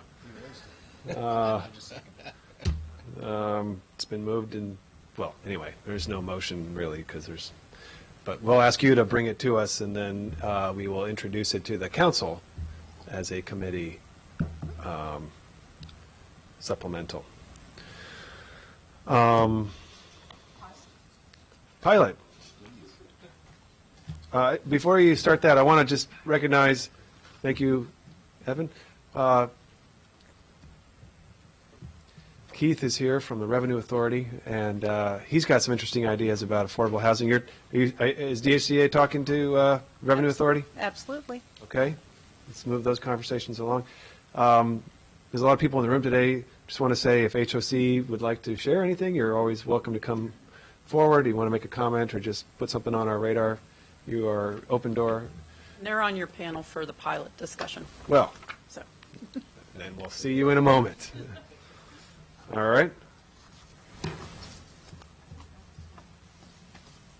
So again, for this segment of the discussion, we do want to give a brief overview on how we use pilots and payment in lieu of taxes agreements. We call them pilots in Montgomery County. And the term means that we negotiate a payment of real property taxes from a property in exchange for affordable housing. Sometimes that we can negotiate a payment of zero. Sometimes it can be a a larger payment, but it is a negotiated payment. And that's where people often get confused by the term pilots and why the word payment is in there, and that's why it is. We write an agreement with the property, an agreement for the property that is specific to the owner of the property, the address of the property, the financing on the property, and the affordable units at the property, because the pilot is tied to the affordability of a project. Pilots are controlled by state law and by regulations that the county has. And so we do always make sure that any agreement we write is in conformance with state and local law. This Quick question. Have we ever asked our state delegates to change the state laws to be more favorable? I mean, the state does not, I understand, typically provide a property tax abatement. The state will provide a property tax abatement only for select and certain nonprofit organizations that provide a very deep subsidy type of affordable housing. So we do have a few nonprofits in the county that have applied to the state and received approval for their specific properties. Pilots. It's actually the properties are abated, are exempt from taxes. Then that automatically exempts them from county taxes. However, when we write an agreement with the property, all we are doing is abating or reducing the county taxes. We do not have the authority to affect state taxes. In terms of revisions to the state law, as far as I know, we have not changed the provisions in state law that affect Montgomery County. As you'll see later in our discussion, we are looking at some options for doing that. Because if we were to make changes, the state law is quite complicated and cumbersome. The way there are several provisions that are related to pilots, and if we were going to make some changes, we should probably make changes in the state law as well. Okay. So one thing, the way we look at pilots is they are a part of the financing of a deal. As I showed in the Victory Crossing example, there are numbers of levels of subsidy that are needed to achieve our affordable housing goals on a property. When we look at how to underwrite a deal, one of the aspects of it is operating expenses. Property taxes are a part of operating expenses. If you reduce the operating expenses, you can charge lower rents. Right. But we do not consider pilots to be an entitlement. We must, as a county, review applications that they come in to make sure they comply with state and local laws, and that the applicant meets the eligibility criteria that are stipulated. Now, why? I mean, isn't there a framework that could have more entitlement? Not all by any stretch, but more entitlement in the process so that it's just one less piece for the developer, which is, I think, always going to be a mission-focused developer, so they can actually work it into because they can't work it into their financing strategy officially until you actually approve it, which may be we have some later in the process typically. Yeah. We have some suggestions on how to make things clearer and with some more certainty. Okay, now we are going to, just to understand the conversation here, we're going to have you're sharing this presentation, and then we will have dialogue with our other, okay. So I do want to go through some of the Thanks. current situations.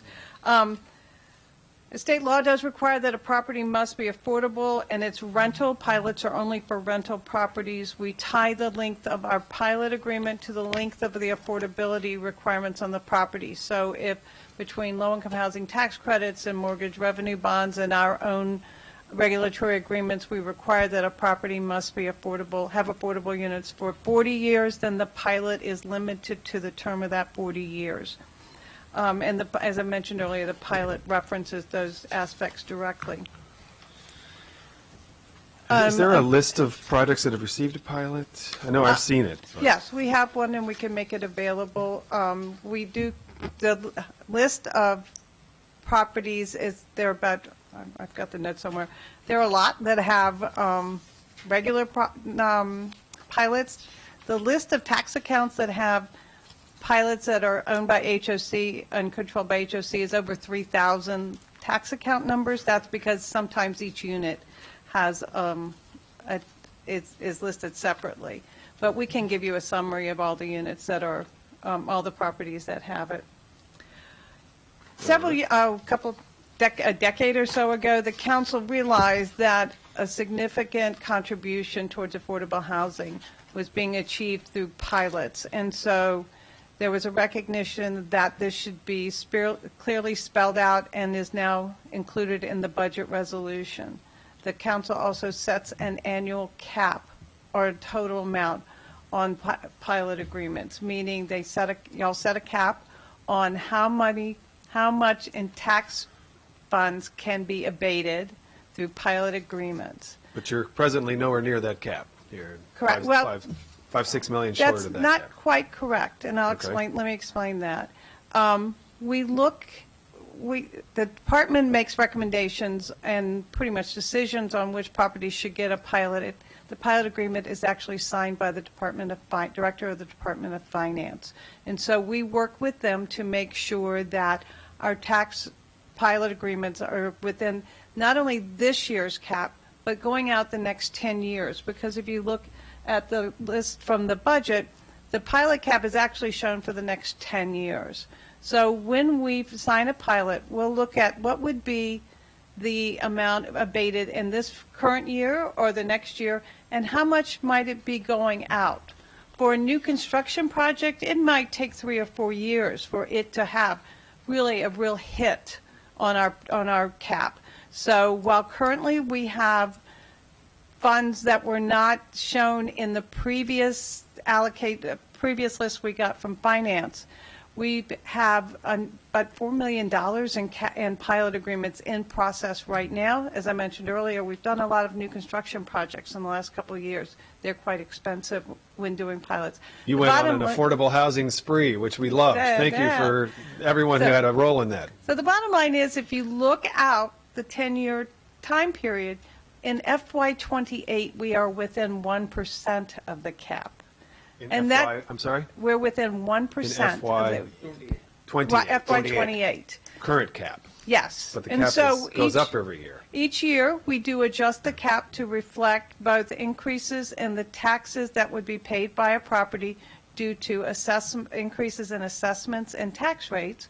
And we also look at what is our I current see. amount So it's sort of like a 10-year smoothing more than a 1-year appropriation request. Correct. But we do have to fit within the cap for each one of the 10 years, or finance will not sign the agreement and we wouldn't want to recommend it. So while there may be an appearance in 1 year that we haven't used up all of the cap for that year, that is because we have projects being processed that have been approved, or that may take a while to come online and start using cap. And so right now, we consider we're fully using our cap, and we'll be looking at revising our estimates for the next 10 years when we come back through the budget cycle again. So and as I didn't forget to mention, as we talk about this cap, this is a cap on all non-HOC pilots. The council agreed and has decided that there would not be a limit on the amount of tax abatements on HOC owned and controlled properties. The cap is solely on non-HOC properties. The HOC cap amount is reported to y'all frequently, but does not subject to a cap. Oh, so the cap is non-HOC. Correct, all non-HOC projects.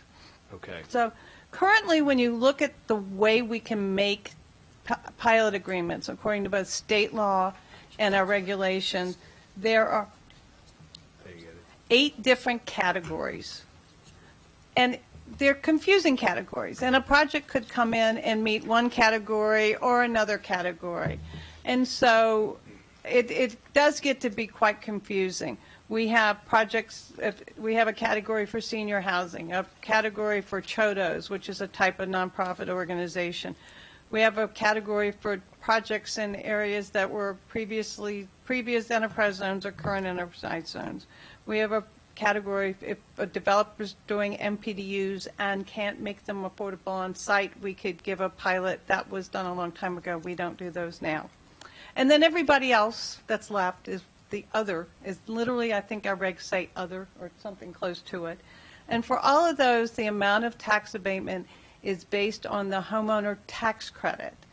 which is not really a nexus between the property, the amount of taxes a property would pay and how much should be forgiven. But a long time ago, there was the decision made to tie the abatement to the homeowner tax credit. So this is the current categories that we have. It gets to be very confusing. It does. And we do look at pilots as being a part of our underwriting process. And we have actually started in the past 4 years or so really looking at pilots as a part of our strict underwriting and looking at, are there ways to make sure that a property's taxes are being reduced only by an amount that's necessary, or looking at ways to, on acquisition of existing properties, freezing the taxes at a current level and only abating them above that level with an eye towards keeping the tax base stable.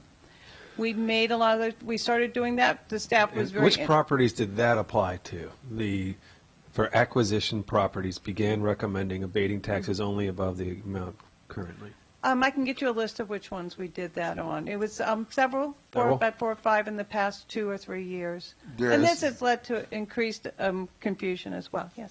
Prime example of that is, I forget the name of the senior building, private developer bought a senior building, 100% Section 8 building, came to us and said, I don't need a pilot, I just need to make this deal work.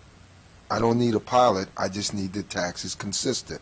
So can I regulate, know what my taxes are going forward? Can you cap it at give me a managed cap?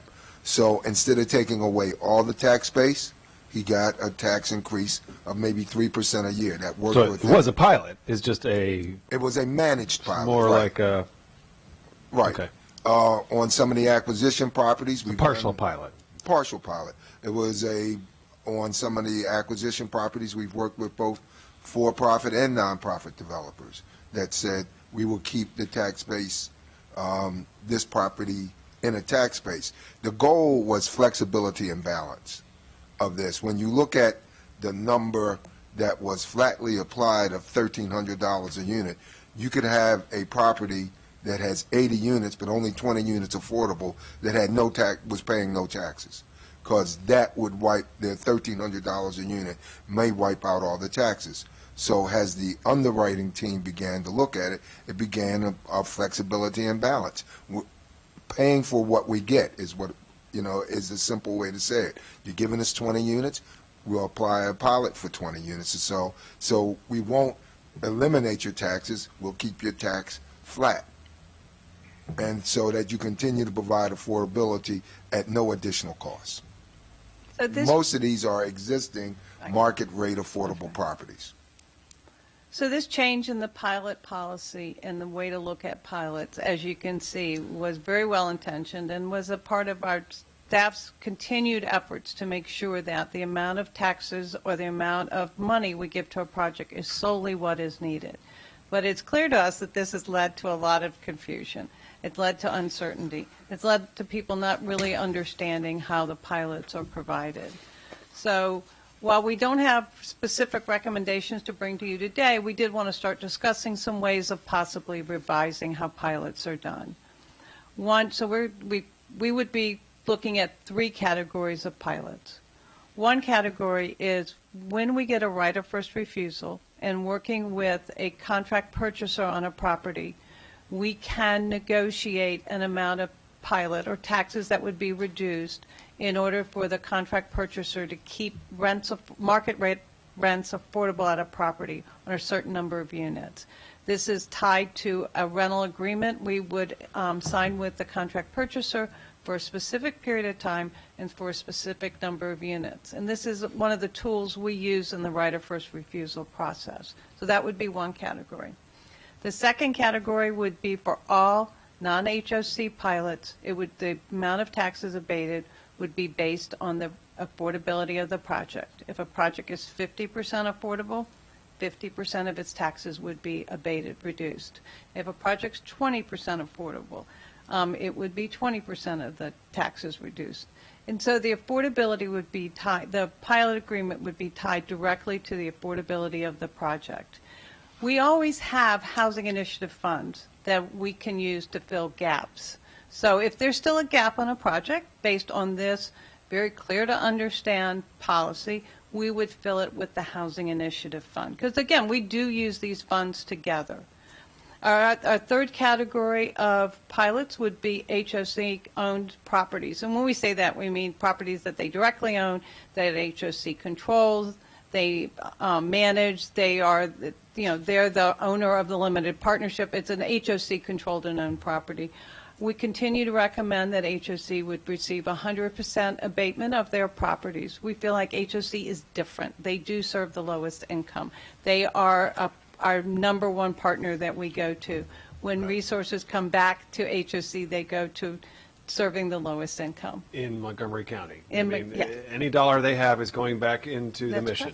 correct. And HOC follows voluntary rent guidelines for their properties, so it's definitely a way that can help them achieve their very strong affordable housing goals. We recognize the value of other partners. This is nothing against them. We just recognize the very special nature of HOC being a government entity that we do work with.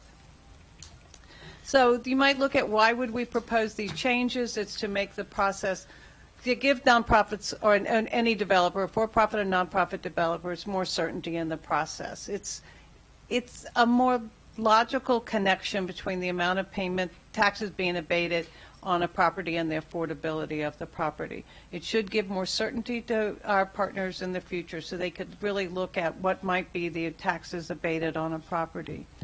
We do have to acknowledge we would still be required and would want to look at the feasibility or the need for a pilot on a property. That's something we must do. We don't want someone overpaying on a property because, wow, we're not going to be paying taxes, so we can offer more to the For example, right now, buildings that are using 25% impact tax waivers waiving impact taxes by providing 25% MPDUs, apparently don't need a pilot. May not. That's correct. We will still look at it. It's our responsibility to still underwrite a deal, but it would be rare, or someone wasn't sharpening their pencil enough if we wouldn't approve it. It's not a guarantee, it's not entitlement, but I think this should allow people. We think this should allow people to plan more carefully and more accurately in the future. We would need to talk to our partners about this. We would need to analyze the effect on the cap in the future. My guess is it will not have a cap because of a variety of issues. Some pilots we give now are higher and some would be lower, but we still need to make sure of that, and we would need to bring back regulations to you and possibly even recommendations for changes to state law. Well, thank you for that. First of all, I just want to express appreciation. I had a meeting a little bit ago with HOC talking specifically about their issues related to this. I've had other subsequent conversations with some of our nonprofit developers and their concerns related to this, some of whom are here today. But based on the conversation with HOC, I really appreciate you responding to my staff. I want to thank Rose Hacking and my office who really dove into this issue, worked really closely with you all. I appreciate the responsiveness on this issue. I think it sounds like we are on the HOC side of this conversation, which is one of a two-part, but it was where we started, at least where my office started on this. It sounds like we're at a good resolution. Is that fair to say from HOC's perspective?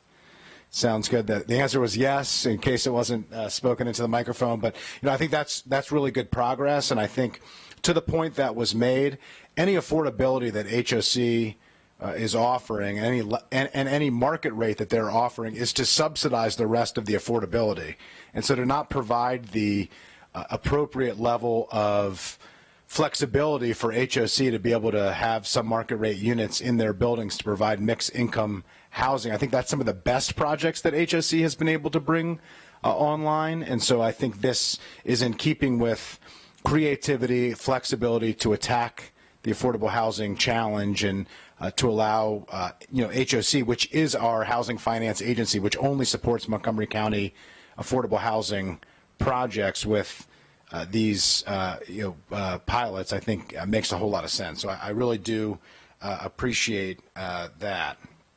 I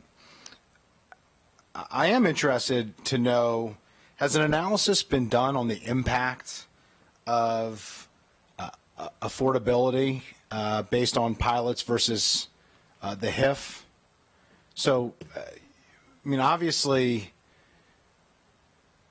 providing a pilot helps us to reach affordability. Have we done an analysis to figure out, we looked at what the caps are every year. It's hard to know exactly. That was based on what is allowable. It's hard to know what was actually foregone in terms of property tax abatement. But have we done an analysis to figure out, what are we getting out of that? Basically, by providing, there's two different mechanisms here, right? Two different levers. One is HIF, we're providing some type of subsidy that way. The other is abating the taxes. Have we done an analysis to figure out which one has what value and how it works in certain circumstances, or any type of analysis of that? We just doing the math right now. Our average homeowner tax credit right now is $1,300 a year. Right, I saw 1347 was in the packet. Divided by right? 12, that's about $110 a month that it would take off of taxes on a property. Now, you can do the same thing with financing, but one of the great things about pilots is it does leverage other funding sources. Again, going back to the Victory Crossing slide, if you have lower operating expenses, you have a larger net operating income, which means you can borrow more money from other sources. So it does increase leveraging.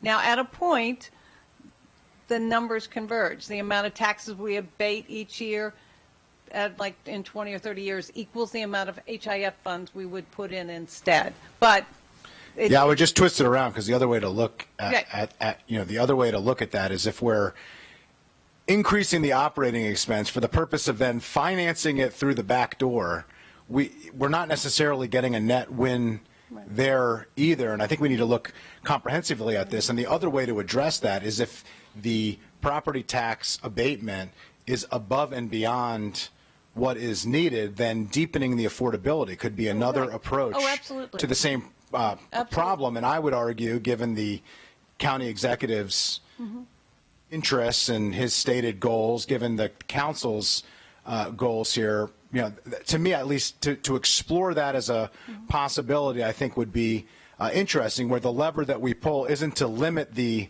pilot, but it's to deepen the requirement of the affordability on a case-by-case basis based on the analysis that you do. I think that's a much better way. I mean, you tell me if I'm wrong, but to me that seems like a much better way to address this, because it would provide some level of predictability and consistency for the affordable housing market, and would also, as a residual benefit, help us in a realistic way deepen affordability, which is a stated goal of the administration and of the county council. So I understand we're not there yet. Right. We've solved the HOC challenge. We're still working on, and I do sincerely appreciate the efforts that you all are undertaking to try to be thoughtful with the taxpayer-funded benefits that we are providing, and making sure that we're getting the best possible bang for our buck.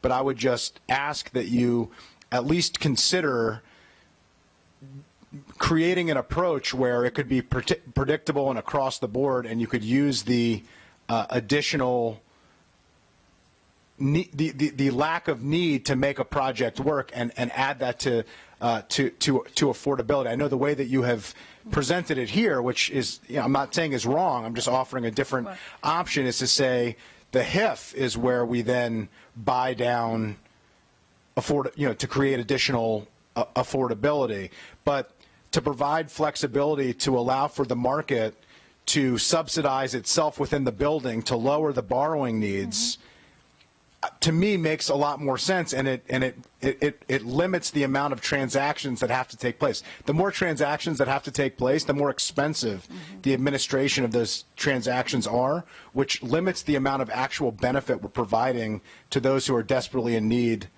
of affordable housing. And so, is that something to at least explore? We can definitely look at different ways of designing a pilot formula that, again, would be easy to understand and that could be tied to affordability.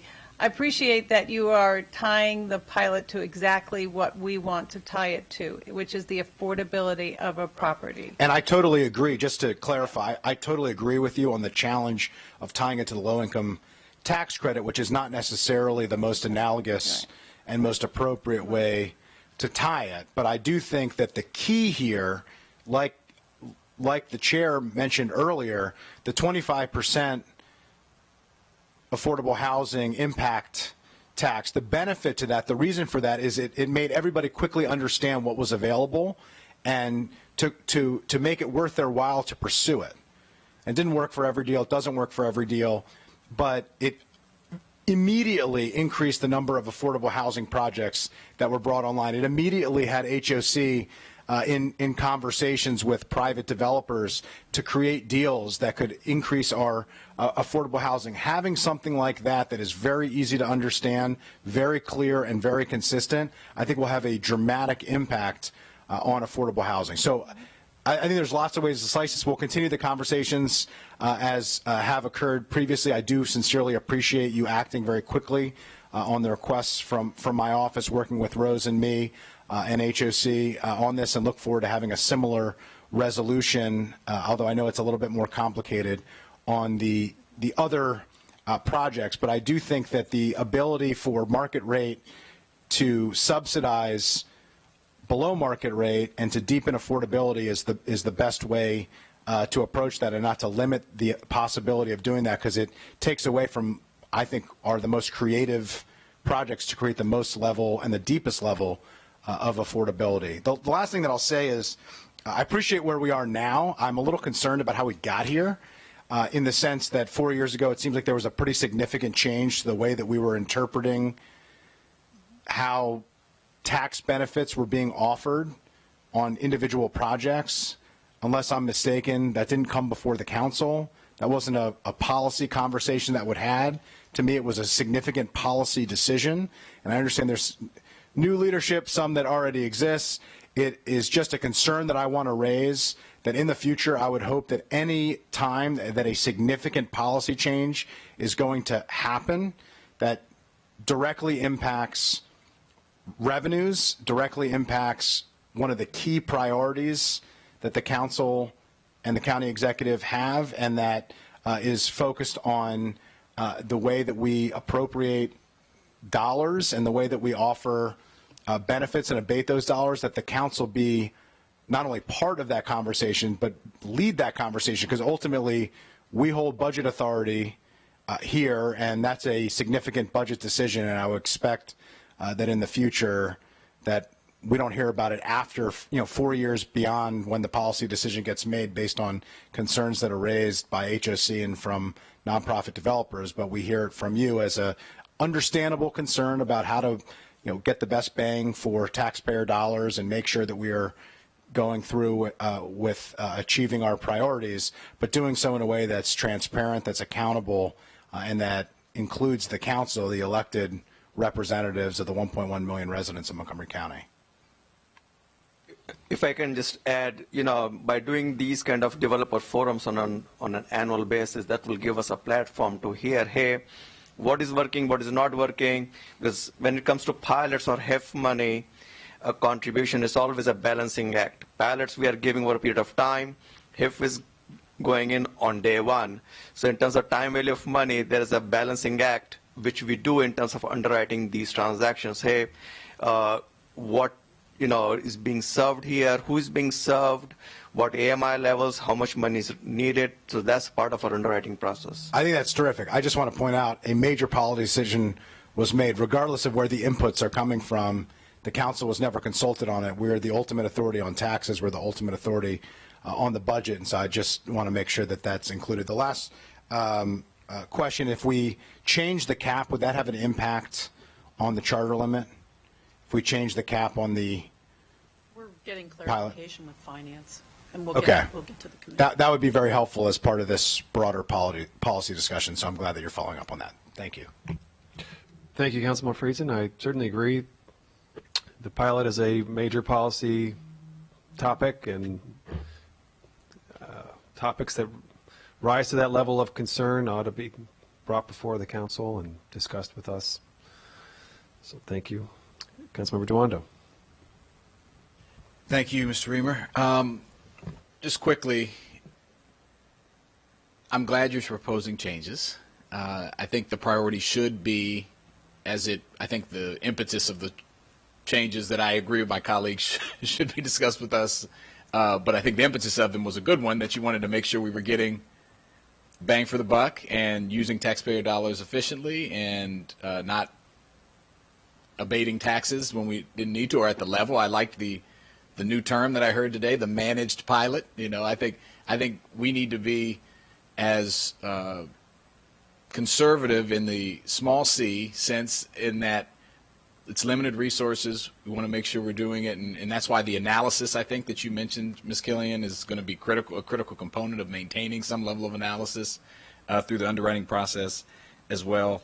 And I just wanted to be clear on that. I did want to ask specifically, how long until you think you bring some regulations back to us and the timeline? And I would like to meet with you before that point, but I'm just curious about what you thought about a timeline.